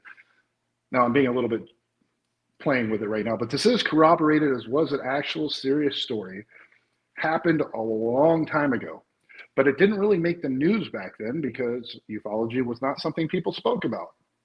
So now that it's recirculating, let's bring it back up. So let me set the stage for you. 2004, Italy.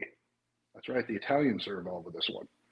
They started having a rash of crazy events. Now, for those of you that are not history and or geography majors, myself included, don't forget that the Vatican is right there in that vicinity, right? Very religious, very prestigious place and location. I'll explain why in a second that's relevant. So 2004, people started having some weird stuff going on. And back then we only had 1080p TV was the new hotness, no 4K, but TVs started blowing up, melting down, catching fire. Their microwaves, their cell phones, stereos, refrigerators even would just spontaneously combust, always from the circuitry. So it wasn't necessarily a thing that had to do with electricity. It was a thing where an overloaded circuit or metal would actually combust and then melt and combust the plastic on the board. It wasn't the current itself or a fuel source. This is weird. It's happening all over Sicily. They can't figure it out. It's going on. It's going on. And now, corresponding with this, the local Air Force is picking up huge EM electromagnetic pulses, and they're finding in the fields in the morning these perfect circles that look like burned circles from the sky. Dare I say a crop circle, but a burned one into the ground. And they started tracking these things around. When they put the magnetometer on this thing, the EM were frequencies that cannot be made by a normal man. It has to be a coordinated super weapon of sorts that a government would have to maintain, that would be on a scale that they wouldn't be able to hide. You would see this thing flying over you. You would know it was there if it was an attack from a foreign adversary or something like that. And they said, this frequency is causing these fires. It's causing these devices to blow up. What the hell is going on? Simultaneously, while this is going on, there's UFO sightings all around Italy. Again, 1080p is the best thing you can get, and that's just in your house. We're talking like the old Motorola V600 flip phone with a 410, looking through a viewfinder kind of thing. You're not going to get any imagery of this if you're a man on the street. That's important because these things are going on, but there's really almost no footage on it. During one such UFO encounter, they detect one of these things in the air, offshore, over the ocean, about 50 miles offshore. They load up a helicopter. It's actually not even a military helicopter. They put military people on the civilian helicopter so they can go sneak and take a look at it. It flies out there. They try to paint it with their radar so they can get a range on it. As soon as they paint it with the radar, thing turns around and starts engaging them. So they're like, screw this. They take off in the helicopter. They're running from it. It's on their tail. It shoots an electric magnetic weapon that melts part of their tail section. So much so that they lose control of the helicopter and it forces it to crash land. They also at that time determined that the source for all of these onshore problems was coming from that 50 miles offshore range. And after the encounter with the helicopter, it stopped, it went away. Now, supposedly, there's photographs of this helicopter and other parts of the incident that are now slowly coming to surface that they claim they have seen. What do you think about this, Dave? I'm always suspicious of anything Tom DeLonge puts out there, because a lot of his posts are always about, what if I told you? Would you believe me if, just really, really vague, trying to be like the superhero of the breaking stories of this. But I mean, on the flip side, when you talk about the helicopter crashing and it makes me wonder, if this is a true story, was that helicopter attacked by the UFO? Did the UFO show any aggression? Because right now we don't know if that's actually happening, and it confuses me. But I always like to look at the source RG, and one of the things that I want to like him, I do, but I just have a tough time, kind of pushing through what he may know. And I know Tom DeLonge knows a number of things. He wouldn't have been involved with the people that he is unless he got some juice. You got to give him some juice that he's allowed Tom to talk. DeLonge, he knows all the small things, right? Mm-hmm. Sorry, couldn't resist. No. I just got that, by the way. That was nice. Well played, I'll be here all night. Yes, thank you. Well played, random guy. Okay, but the whole point that I'm getting at is, look, he's going to know about a lot of these incidents, probably more than what I do, what you do, or many other people do, because of the company he kept for a couple of years. But let's not forget, he's also been on the real outside of all of this, with losing Chris Mellon, Steve Justice, and Lou Elizondo from the To the Stars Academy. He probably is losing a lot of that information. Yes, he has Hal Puthoff. Yes, he has Jim Semivan. But they're not really those guys, as far as we know, from a public perspective, because they're more private. We don't know how much they're still really involved. And Tom has also done a lot of pushing of his own narrative over the last little bit. So I'm just very interested in trying to figure out truth from fiction here. I think you're very interesting. I try. Especially when you shave your beard. No, I think it's just more a matter of I don't know, Tom. I've heard a lot of along the lines what you said, but again, I don't know the dude. If I ever met him, I probably wouldn't want to talk about UFOs. I'd probably talk about music. But if that's not neither here nor there, the interesting part was, and part of the story that was quoted, I had sent to you, there was actually a couple of Italian officials that were corroborating that this had occurred. But I found it interesting that the Italian government, they didn't seem to give any official reports. So it's kind of like 15 or 20 years later, these dudes come out and they're like, oh yeah, we were totally shot down by aliens, bro. Like Tom DeLonge will tell you all about it. You know, like one of those kind of. But Tom is also a spin doctor of his own belief. Okay, he's learned a lot of his research from a gentleman named Peter Lavenda, who is very anti-alien contact. He comes at it from more of a religious stance, in my opinion, where anything that comes from the sky is evil. It's demonic. I mean, going back to DeLonge's Joe Rogan interview that really got him kicked off being the face of the TTSA publicly back in 2017, pardon me, is when he was saying we got to put nukes up in space. We got to be ready for when they come, so we could blow them out of the sky. They don't want anything from us except annihilation of humanity. And it was almost very much War of the Worlds via Tom DeLonge until, he kind of lost it there on the video or the interview by showing a fake UFO video and then talking about pulling down his pants and being very suggestive on the air. I will say that for our radio audience. Okay. And yeah, I heard. Made a little bit of a fool of himself, in my opinion, with that. And I think, with his God-fearing idealisms that all aliens are here to destruct us, he still has not answered my question. And I'm one of the only ones who's put it out there. And that is, he's never answered the question about prior to the public formation or announcement of the To the Stars Academy in 2017, he tried to buy the statistics and results from a group that late astronaut Dr. Edgar Mitchell, the sixth man to walk on the moon, had put out with his Free Experiencers group. The Free Experiencers group dealing with people who have had extraterrestrial contact, where more than 84% stated that it was positive, that they would like it to happen again. Like closer to 90% said they would like it to happen again. Okay. And DeLonge has never answered the question of why was he trying to buy these statistics when all he was going to do was bury them. I don't know, man.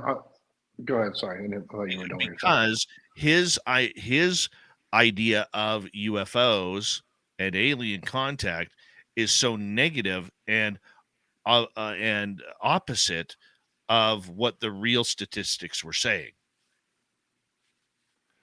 I will say this. So, and I had heard Nicole and others talk about, I think the number I heard was 8%, but like very, very much so a small point of contact that were fearful or stuff like that.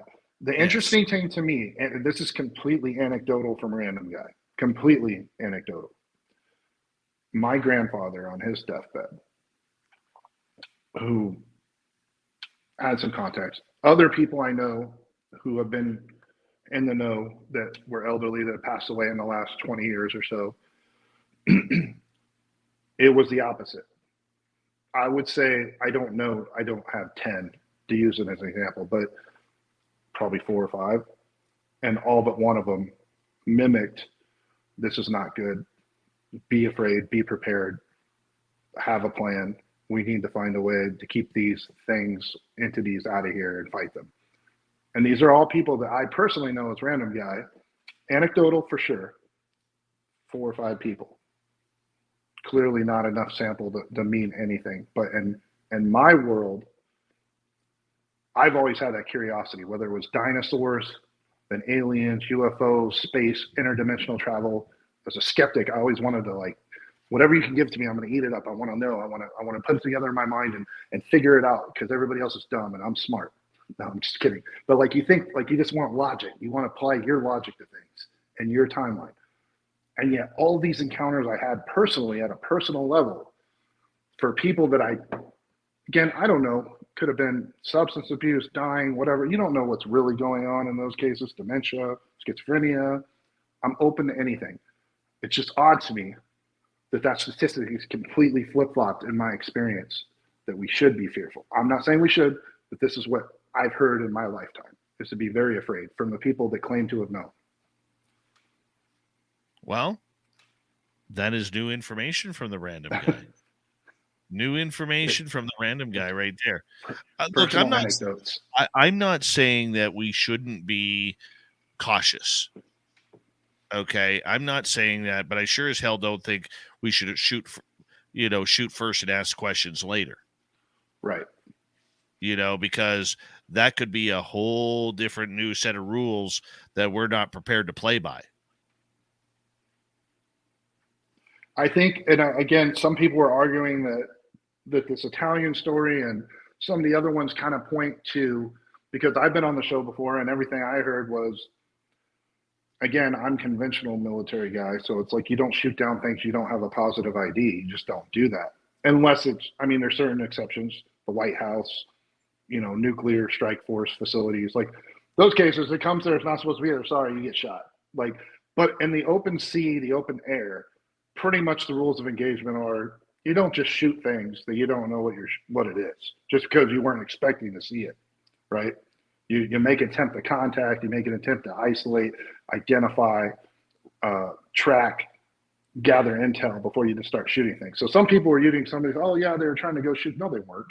Not per that story, at least. And none of the stories I've ever heard were. That F-18 took pictures, didn't try to shoot the triangle from all sources that I heard, right? Even Elizondo didn't make any claims of us trying to engage it, and he confirmed it on the show. So I don't think we want to start something that we don't know what the hell it would be a terrible idea to get into a kinetic fight with an interdimensional being, and they got EM weapons that can literally just vaporize your meat sack inside that cockpit of a plane without even having to shoot something. That is a really bad plan. I don't know who's going to sign up to try that. If you really believe it's extraterrestrial, that's a horrible operating condition. Well, I mean, hey, once you go alien, you never go back, correct? Yeah, I guess so. You know that from your own experiences there. I'm in denial till I have a reason that I'm forced not to. You lie. You are lying right now. You can fully admit it that you got some aliens. Fully admit it. I know that would make you so happy, Dave. Oh, hey, when it happened and I found out, I will tell you right now, old Davey was doing cartwheels. It was filmed. Dave is so excited for me to get probed. He sometimes drugs me and drops me off in West Hollywood. No, I don't do that. No, I don't do that.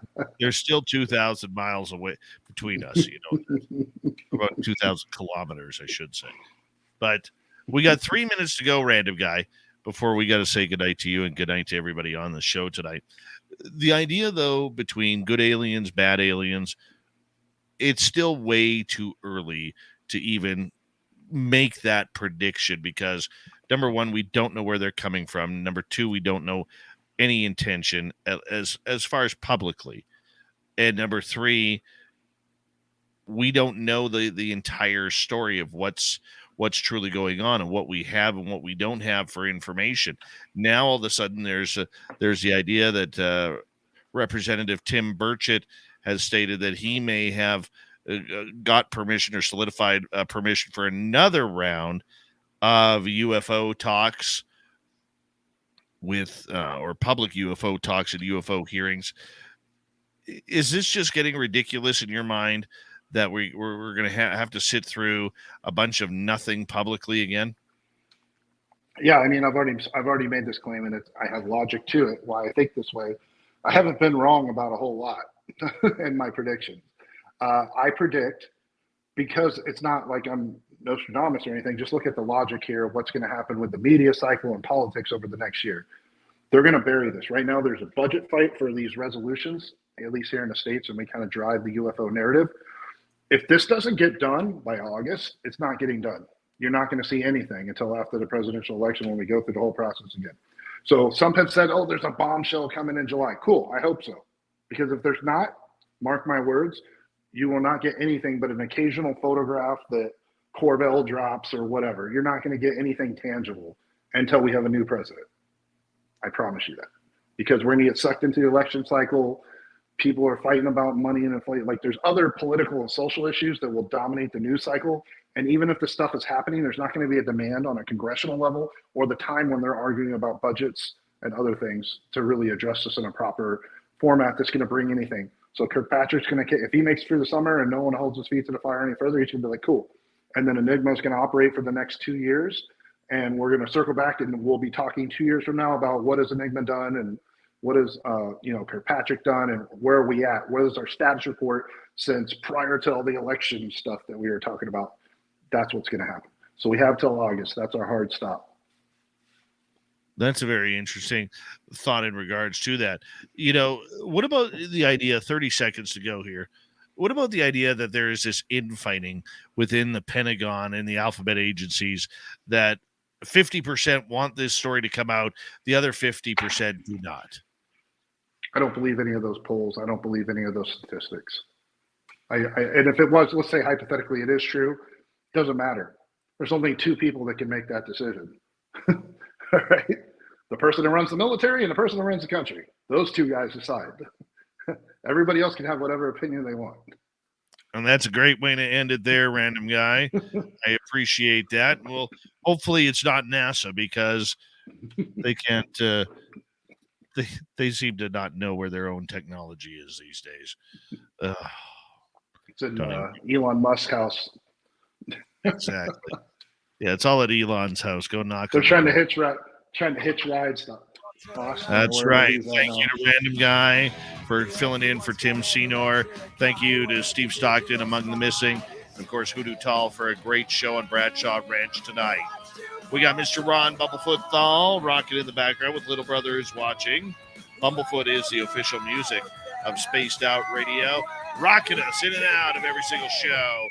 Get your horns up for the guitar god himself. Special thanks to everybody listening in at work, at home, in your cars, wherever you may be. Thank you to everyone in our chat rooms tonight. YouTube, Twitch, LGAP, Facebook, Spreaker, LinkedIn, the Space Travelers Club, and on Twitter at hashtag Spaced Out Radio.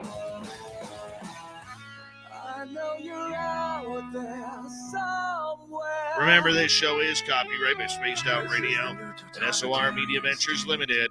Thank you so much for choosing to share your evening with us, because together, my friends, we're watching. We own the night.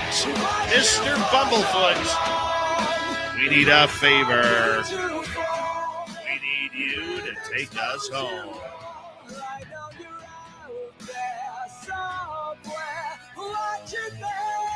Yes, the Woo train has docked for the night, but soon, my friends, we shall ride again. Your seats are always available. Your tickets never expire. And if you want to bring a friend, we've got room for them too. Good night.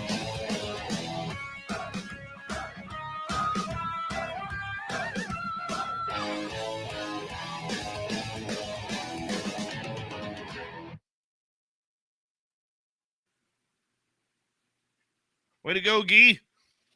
Just checking out, catching up on the chat. You are a hero among heroes tonight. Yeah, when do I get my first union paycheck? Vegas, you get some love there.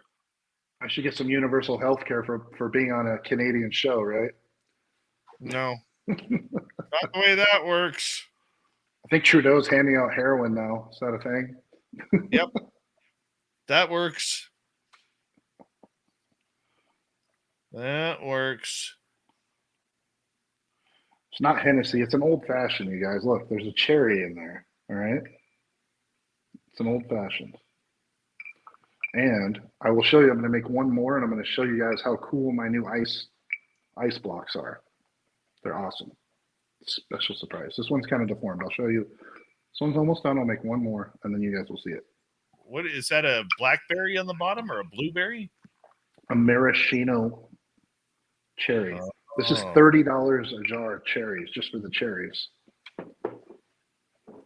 We don't play with our old fashions around here, Dave. We take them seriously. All right.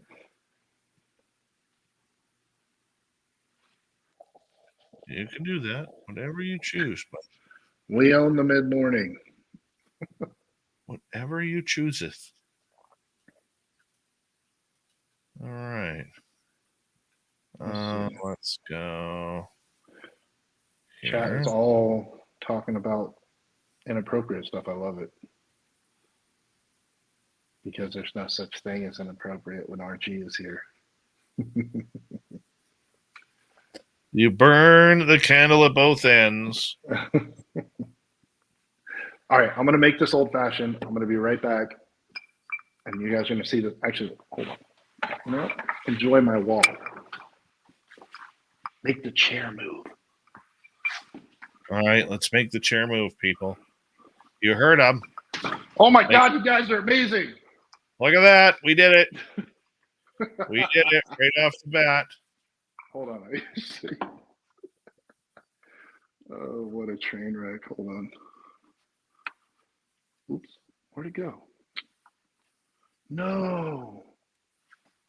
All right, here we go. Dang it. All right, disregard. You break your ice. No, I already used the cool one, but I got a picture I'm going to show you guys. But I'm using, hold on. Can you hear me still? Yeah. That's cool, because I'm like 20 feet away in my kitchen. All I have left is, what's that? Just saying hi to Nightmare. All I got left is big balls. So I'll show you guys the skull in a second, but if you're going to do it old fashioned, you got to use the proper ice.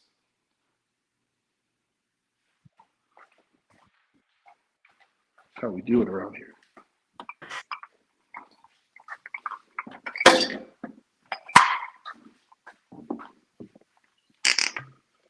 I was a little disappointed Timmy didn't come by the chat at least.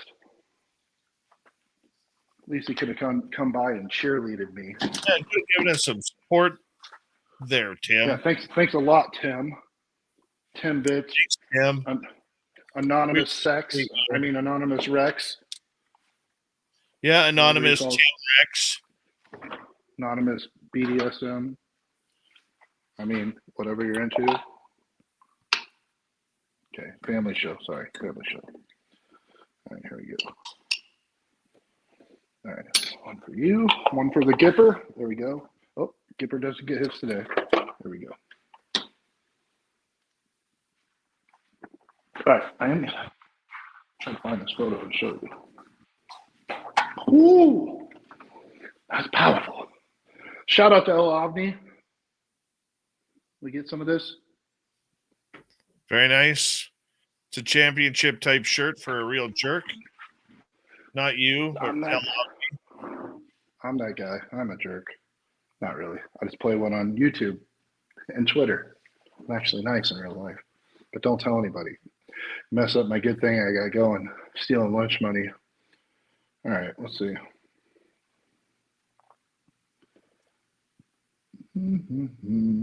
Ooh. Did you guys all see this? I know I sent it to Dave. It's hard with the glare of everything.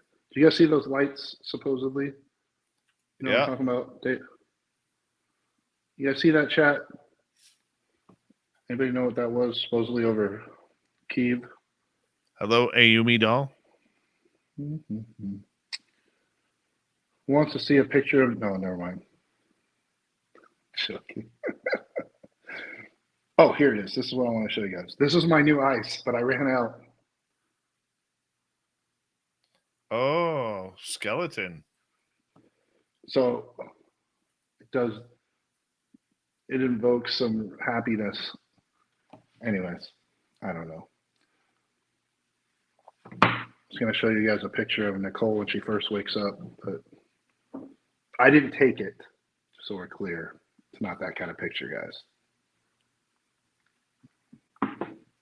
And I'm kidding, Nicole. All right. What do we want to talk about, chat? I'm feeling good and liquored up. Hey, Steve Finnegan.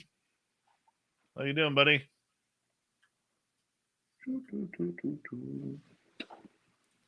What does the chat want to know about? Let's talk some UFO stuff. Yeah, let's get Ooh, what was the last story I just sent you, Dave? I just sent you another one, right? About Liberation Times. Was that it? What was that? I don't know. I just thought somebody was talking about it at the very end there. It wasn't that big of a deal, but I only briefly perused it as a backup subject for our UFO report. Because true professionals have a backup when everything else goes wrong or the segment moves too quickly. But Dave is a professional and he does a thing called filling or hamming. True pro. There are no gaps. When you guys are on the air with Dave Scott, there are no gaps in your media. It's always filled. We try. Kind of what we need to do.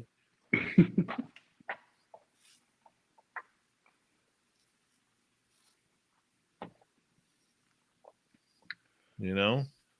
There's nothing worse than bringing a brand new hat. You guys want to hear a cool story of when I was in the Air Force? Yeah. Okay, so one time when I was in the Air Force, it sounds like I'm telling ghost stories. This one time, it was 132 degrees at night. I was in the Middle East, which is actually, wasn't 132. Anyways, so true story. And this was not like top secret. It was just some weird thing that happened to me when I was regular airman in the Air Force. So there is a base over there. I don't know if I should say it. It doesn't matter. Anyways, they would launch like spy planes, spy drones, all kinds of things out of a base overseas in the Middle East. This is like in the middle, 2003. It's going down. We're fighting two wars at once.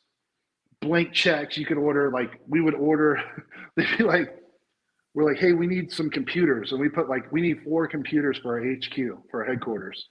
You guys want to talk about fraud, waste, abuse of the old George GW days? I'd be like, hey, we need 4 computers. They're like, oh, dude, they're in Iraq. They must have meant 40. We would get a pallet of 40 computers. We'd have like, we needed 4. Anyways, that's off subject, but I could go for days about the stupid stuff the government does. It's like everybody take a computer when you go home. It's also a felony, but don't do that. Like, anyways, I always worked around airfields. I don't know why I'm so funny to myself. Everybody else is like, I don't care, you're drunk. I'm not drunk. I don't get drunk. I get personable. Anyway, so one day, this is a true story. We're there and we're used to all kinds of assets coming in and out, foreign, allied, us, hot reloads, plane pulls up, throw some missiles and bombs on it, cool, they're over there and they're at the Hammerhead, and then over here these guys are refueling, and okay, over there we got U-2s landing, over here we got Global Hawks, over here we got whatever.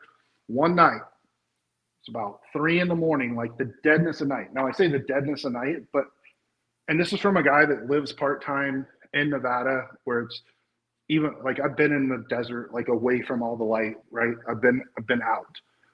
The Middle East is weird because it feels like the sky is lower. I don't know how to explain this to you guys. Like, and I'm not the only one that thinks this way. When you're in like the Middle East, it's like, I don't know if it's the air pressure, like what's going on interdimensionally with the pyramids or what, but the sky feels like it's like half the height of what it feels like when I'm in the US. I have no explanation for it. Anyways, the reason I'm saying that is because it seems like the stars are brighter, like it's probably a light pollution thing mixed with the salt air of the seas over there, science-y reason, but I'm just going to say it's magic, and it feels like the sky is only half as high. So we're struggling to understand. Maggie, what am I not? You don't understand the words that are coming out of my mouth? Like, It's English. Habla. Anyways, so we're there, and you have runways, taxiways. They all have their own lights. You got white lights, blue lights for the taxiways, yellow lights for the turnoffs, red lights for ILS or whatever the hell else they got going on. And 3 a.m., we have a roster of every aircraft that's going to land. So like check, check, check. And the reason we have that is because you got to send out like fire trucks to do standbys for engine runs, or security forces if they got this, and EOD for that. Like everybody has a spot to go to different planes for different reasons because they're reloading them. All the lights go off. Do, do, do, do. And it's just like in the movies where it's like, it's not like dark at once. It's like boom, boom, boom, boom. Like all the way down the taxiway. We're like, did we just get bombed? We're trying to figure, like, we're hanging out. We're like, all right, what's going on? There's no siren. Like, we must be chilling. See a fuel truck pull out. Fuel trucks move like 5 miles an hour because of their speed limit on the taxiway and whatever. Fuel truck pulls out slower than, grandma walking at Walmart, and see a light off in the distance, a landing light, no big deal. We're like, but why did they turn the lights off? So this thing comes, lands silent, not a word. Can't hear anything. They go hot pit it on the runway, meaning refuel, do whatever they're doing. We can't see, we can't get close to it at this time, what I'm doing. We're like, okay, that's weird. All of a sudden, we had already forgotten about it. We're like, whatever, it's going to do whatever it's going to do. We hear the sound. I've never seen a space shuttle in person. I saw the SR-71 when I was a kid. That was the closest thing to what this was. This thing, it started its engines, taxiing on the opposite taxiway, comes back around and by the way, I have air traffic control. I have everything on my radio. I could listen to everything. Security forces, we have ECPs up, we got DFPs up, we got everything. I could hear it on my radio. Nothing, not a word. And all this is being coordinated without touching any of our traffic for the people with guns, the people that are there to save lives. Like, no one's involved with this situation. It's us, it's ours, it's our stuff. This thing takes off.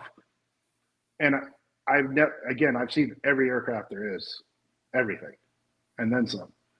This thing took off with blue fire. like that little part of the end of the afterburner, but it was like a runway is what it seemed like. I'm probably exaggerating, but it didn't seem that way. We were not drinking. Gets up to about 2,000 feet and just goodbye. All the lights come back on. So we radio in. We're like, hey, hey, we didn't get that on our schedule. They're like, nope. That's all they said. Nope. All right, cool. So the next one is for you. And that was literally it. I was a little E4 sitting there on the runway going, wow, I probably just saw something pretty cool. And I don't even get to know what it was because I couldn't see it. So that's one of my Air Force war stories for you guys. Since then, I've seen way cooler stuff, but I can't talk about it. But since I was not ever briefed to me, it was just a weird experience I had. I don't mind sharing it. And that was where I was like, because I didn't know nothing about anything back then. So I reverted back. I'm like, oh, this must be the Aurora. Or like, like we're all told, yeah, that's the Aurora. That's this. I don't think that's what it was, because I found out later it's not what it was, but it was just funny at the time. Join the Air Force. We're having recruiting problems right now. Go out there and enlist. Do your part. Get to see cool stuff. Look at me. DOD should pay me. I'm the gift that keeps on giving. Why not? Tell him another random guy. Story. Another story? All right, I'll tell another story. I got to read the chat. I got to see how chat reacts first. Oh, you're out of here? All right, chat. Random guys on shrooms. I don't use drugs. Sorry, I don't use drugs. No. I'm reading the chat. Let me catch up, guys. Let me catch up. I expect Deb to talk crap. I expect Love to talk crap. I expect Tim to tell me that I don't know the whole picture. Let's see. Thank you, random. Oh, look, thank you. Thank you for appreciating my story. one is a pilot secrets. I'm reading. Sorry, guys, I'm going fast here. If you guys have questions, also. Yeah, Deb, the story's over. Much like your love life. Go back to bed. Burned. Just kidding. I love you, Deb. If I didn't have an antagonist, it would be boring. Love you, Deb. Just joking. So skeptical I need alien ghosts type of question. EMT story. What kind of EMT story do you guys want? I got a ton of those. I got plenty of stories. Deb, don't go crying to mommy. You are my mommy, Deb. Or at least you and my mom have the same profile picture on their Facebook.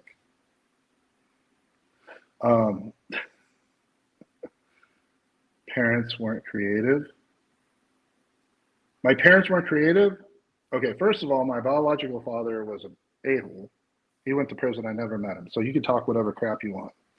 My mom had to raise 3 kids, more or less by herself for like the first 8 years. So my mom did her thing. I'm not hating on her. Let's see. Was it a UFO? No, it wasn't a UFO. It was Maggie. It was our stuff. But like it was not on the list. Like it was basically a secret project. It was pretty cool. Medical EMT story. I got so many. Let's see, where do I start? Civilian or military? Think of something cool. Think of a cool one. I won't tell you guys something disgusting like the bad stuff. I mean, somebody's heard it's bad stuff, right? Let's try to think of one that's funnier. Oh, I got a funny one for you. So this was when I was, again, enlisted in the Air Force. And we went, I was working I was doing medical training. So like, I was an EMT, but you have to do like clinical stuff on the ambulance and get up your hours so you know what the hell you're doing. So they're like, hey, you're going to ride along with medical on this ambulance on the base. It was Travis Air Force Base, by the way, which is a huge base up in Northern California, if you guys don't know. Amazing hospital. Love that base. It was a great time there. But they're like, hey, you got to go do like your more or less a ride along, I guess. So we're up there, and it was one of my first medical calls. And, you know, I'm sitting there and like anybody that's done anything medical or EMT, like you're going through saying like BSI, the scene safe. Let me get my sample and my OPQRST and like all your steps ready, right, for EMT. I'm like so into this. We go in there and it's a dude and it's a female and a male, and they're both enlisted, and they're obviously, they were up to something, romantically perhaps, all completely naked. And the girl is standing on the, so like most dorm rooms in the military, it comes with like a bed, a desk, some crappy 13-inch CRT. Well, I mean, I'm sure it's different now, but when I was in, it was like a crappy 13-inch CRT TV, a desk, a twin-size bed, and a closet, and a bathroom that you shared with somebody, right? That was kind of like how the dorm rooms were. So we go in there, the girl's standing completely naked, completely, like, both of them were naked. The funny part was the dude had a washcloth and he's holding it over his private part. So we go in there and the girl's standing up there, and there's just 3 of us. We're all, you know, EMTs, and then we have a security forces guy with us. He's like, ma'am, I need you to get down. I need you to get down. She's like, they're going to look at me. He's like, they're already looking at you. Can you please get down? Here's a towel. Here's a blanket. Like, whatever makes you comfortable. He's being we're all being professional, right? She's like, I can't get down. I can't get down. He's like, why? She's like, there's snakes on the floor. So we're like, oh, I know what call this is already. And we're trying not to laugh, because when you're in control of the situation and somebody's tripping, right? So we get the dude, and the dude's holding, the security forces takes the guy completely naked and has him step outside, and he's holding a washcloth on his junk. And he's interviewing, the dude's he's tripping too. He's like, I'm going to prison, huh? And the security force is like, why are you going to prison? He's like, she's going to die, isn't she? She's going to die. She took too much. And everybody's fine. They're just tripping. So it turned out they smoked a bunch of weed, they took shrooms, and they were convinced that there was snakes and stuff, and they were both dead. They were convinced that the other one was dying. And so they both went for help and then ran back to their rooms. I mean, there's only so much you can do in that situation, but that was a funny call, and I'll never forget it, because I was only like 22 years old. I was like, okay, I had never seen anything like that in person. I'd seen friends get high in high school. And they just like chill out on the couch and pass out. These people were tripping. Fast forward years where I had to do ride-alongs as a paramedic in cities and stuff to get my clinical hours. You see some real crazy stuff. That was mild, but it was very funny because no one got hurt. All right, let's go back in the chat, see what we got. They were asking me EMT stories, Dave. Excellent. Excellent. They just love hearing your stories, man. Let's see.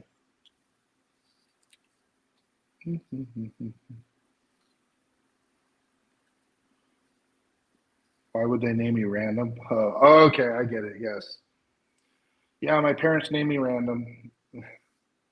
Random Gee is on my birth certificate. That's correct. I got little geese running around my kids. Oh man, you guys killing me, man. Right now, flying over Nebraska's most sensitive sites. Can you elaborate on that? I don't know. Lavera, I think I maybe missed your question. I apologize because I was in the middle of telling my story and I don't see if you want to repeat it real quick. RG, you work crash retrievals. Yeah, I was part of crash teams. To clarify, not UFO crash teams. Our stuff, just so we're clear. No UFOs for RG. Let's see. Dave, don't speak for us. Deb said don't speak for them, Dave. I'm not. That's why I'm sitting here quiet. Just doing my thing.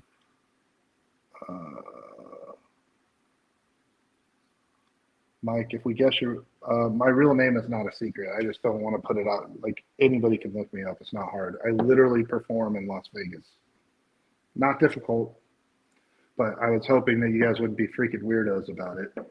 I just don't want to do this like as me. I'm just doing this to help Dave and give you guys insight. So don't put me on blast, bro. But yeah, it's not a secret. I'm not hiding.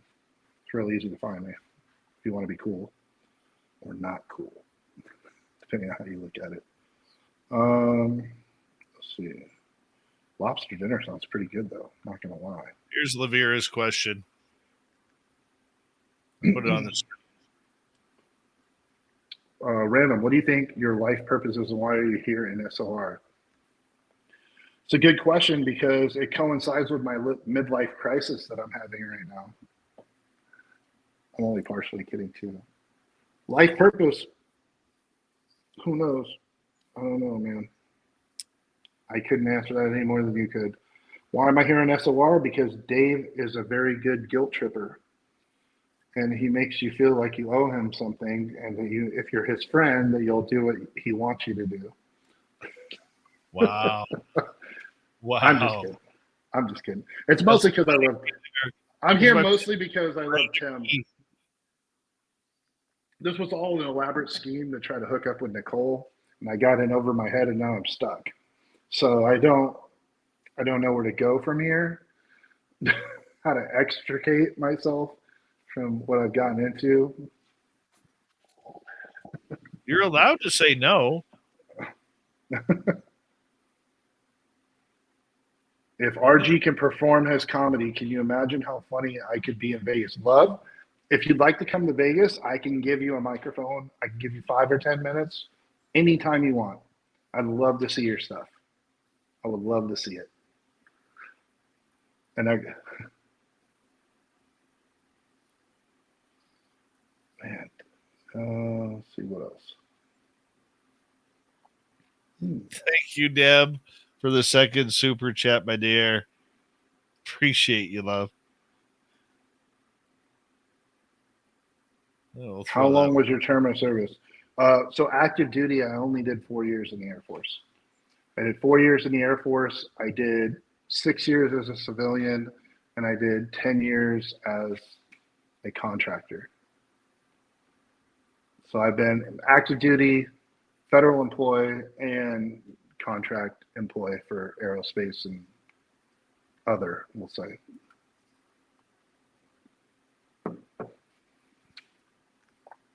keyword there on the other. It just sounds cool. It's a good way to get chicks. Wait, we're still live. I mean, oh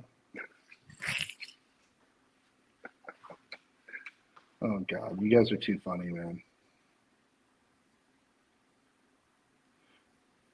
A wall story, any AWOL stories? No, I never went AWOL. I know some guys that did, but I was in the Air Force. People don't leave the Air Force. It's awesome. People just run away from like the Army and Marines. So join the Air Force, you'll stay. I don't know about it anymore, but when I was in it, it was pretty chill. Plus we knew all the pilots on the C5s, so like they would bring us bottles of liquor and stuff, but nobody else could drink. So that was pretty cool because we were all from the mobility bases. Look who just tuned in. He must have heard us. Little Timmy Senor. Oh, nice of you to join us, Timmy. Yeah, nice support, Tim. Wow, what a team player you are.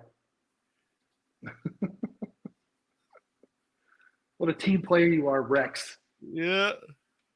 Yeah, good old little Timmy Senor right there. I feel like what's her name?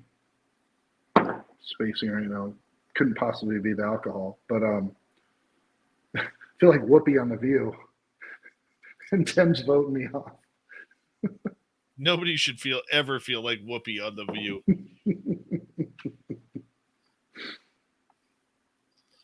Oh my gosh. All right, last call. Too bad. You guys got 3 minutes. You guys got 3 minutes of random guys to party. Who's got the best question or the most offensive joke? Let's see it in chat. I want to see it.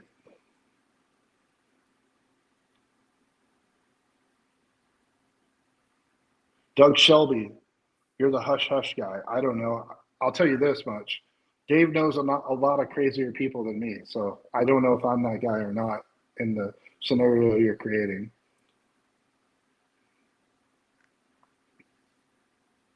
I couldn't tell you because I know Dave knows other people. They know, well, I don't know if they know more than me, but different stuff than me or different levels. Hey, Willard, right? Hierarchy of 3-letter agencies. I don't know how that works. Deb wants to know, what's your favorite karaoke song to sing? With Arms Wide Open. I don't know why I sing that song every time I get drunk and it's karaoke. Little Scott Stapp. Well, that's terrible, Derek. I can't put that in there. I can't put that in there, buddy. I'm sorry. You know what's funny? I meet Marines. I'm good friends with, well, Dave, you know our mutual friend. Yeah. NSA guy? No, our mutual friend. Oh, yes. Ranger, Sapper, all my, every single friend I have, not every single, but majority of my friends are Sapper, Marine Recon, PJ, Delta, and every single one of them. It's funny because when we go out, everybody thinks I'm that guy and they're not. I'm like, no, I'm just some regular dude. And it's just funny because these guys that have earned their accolades, you would never, 90% of the time, they just look like regular ass dudes. People look at me and they're like, you're jacked. You're either a cop or a Marine. Like every time. 100. I open carry occasionally, even like when I'm in Vegas. If I'm too lazy or I'm wearing the wrong clothes, I'll carry a handgun, right? Regular clothing. Twice, 2 times in the last couple of years, this happened to me. Walmart shopping. And it's legal to open carry here. Not a big deal. Carry a gun. Openly, I'm an honest guy. It's all good. Following all the laws. Out shopping though, but kids always say the truth, right? Twice, I've had kids go, "Mommy, he's got a gun." The whole store turns around to look. Both times, I smile. Both times, the parent told the kid that I was a police officer. He's a police officer, honey. It's okay. And I'm like, I'm not a cop. Like, I just look like a cop. Like, that guy's got to be a cop. I've used it to my advantage, though. I'm not going to lie. I've been on the strip before when things were going very bad. And so there's something called verbal judo. I don't know if you're aware of this. I've done this. My ex-wife, I did this when we were on like our second date, and she thought it was the craziest thing she ever saw. We're there, and this like crackhead dude who was like being super violent, aggressive with people And I was like, this guy's probably been to jail. I'm just guessing, right? So I told him, he comes up over me. I go, hey, knock it off. It's like, give me your ID right now. He's like, who the hell are you? I go, do you want to find out? Do you want to give me your ID? Sit down right there, cross your legs. Didn't tell him I was a cop. Just took control of the scene like that. Give me your ID. Dude takes his license. He's sitting there, crosses his legs. I go, are you supposed to be out here right now? I was just playing a hunch. It's like, you supposed to be out here right now by the bar harassing people? No, sir. No, sir. I go, I'm not working right. Again, didn't say I was a cop ever. That's illegal. I'm not working right now. Do I need to make a phone call and you have a bad night? Or can I give you back your ID and I'm not going to see you when I come back here in 10 minutes? Yes, sir. Yes, sir. He went from being super violent in tourist space, trying to fight people, and just with a little verbal judo, thought I was a cop and went, dude, took off jogging down the strip. That was probably one of the coolest. I've done it a couple times in different ways, but that was one of the coolest ways it ever worked for me because I didn't identify as a police officer. You just thought I was because I knew all the things a cop would say. It worked. And if you're a bad guy, they're hip to people that have that kind of command presence. So sat there, had his legs crossed and everything on the curb, like, oh God, I don't want to go to jail. I'm going to do you a favor since I'm not working. Go home. Dude took off jogging. And on that note, tomorrow night, we're going to talk about what it's like to have aliens. Deb Shockey is going to be here, along with Random Guy, because he's got aliens now. You know, we're going to have all that kind of fun tomorrow night on the show. Random Guy, thank you so much for filling in for little Timmy Senor, our resident Timbit. Appreciate it, buddy. Yes, sir. Appreciate you. Appreciate chat. I love you guys. Hope you appreciate my anecdotal silliness. I just want to share it with you guys. Nice shirt, by the way. I'm wearing the matching underwear, so we're good. Excellent. Love you guys. Bye, Dave. See ya.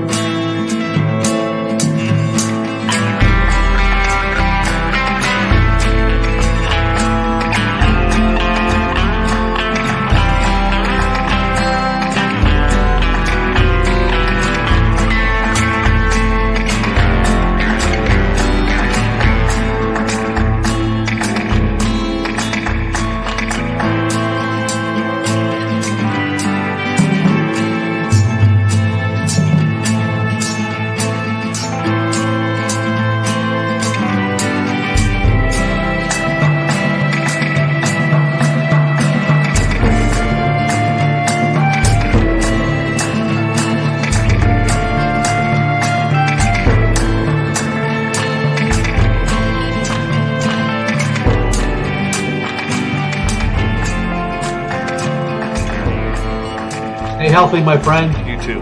If you need bail money, give me a call. Always, Dad. Take care. You too.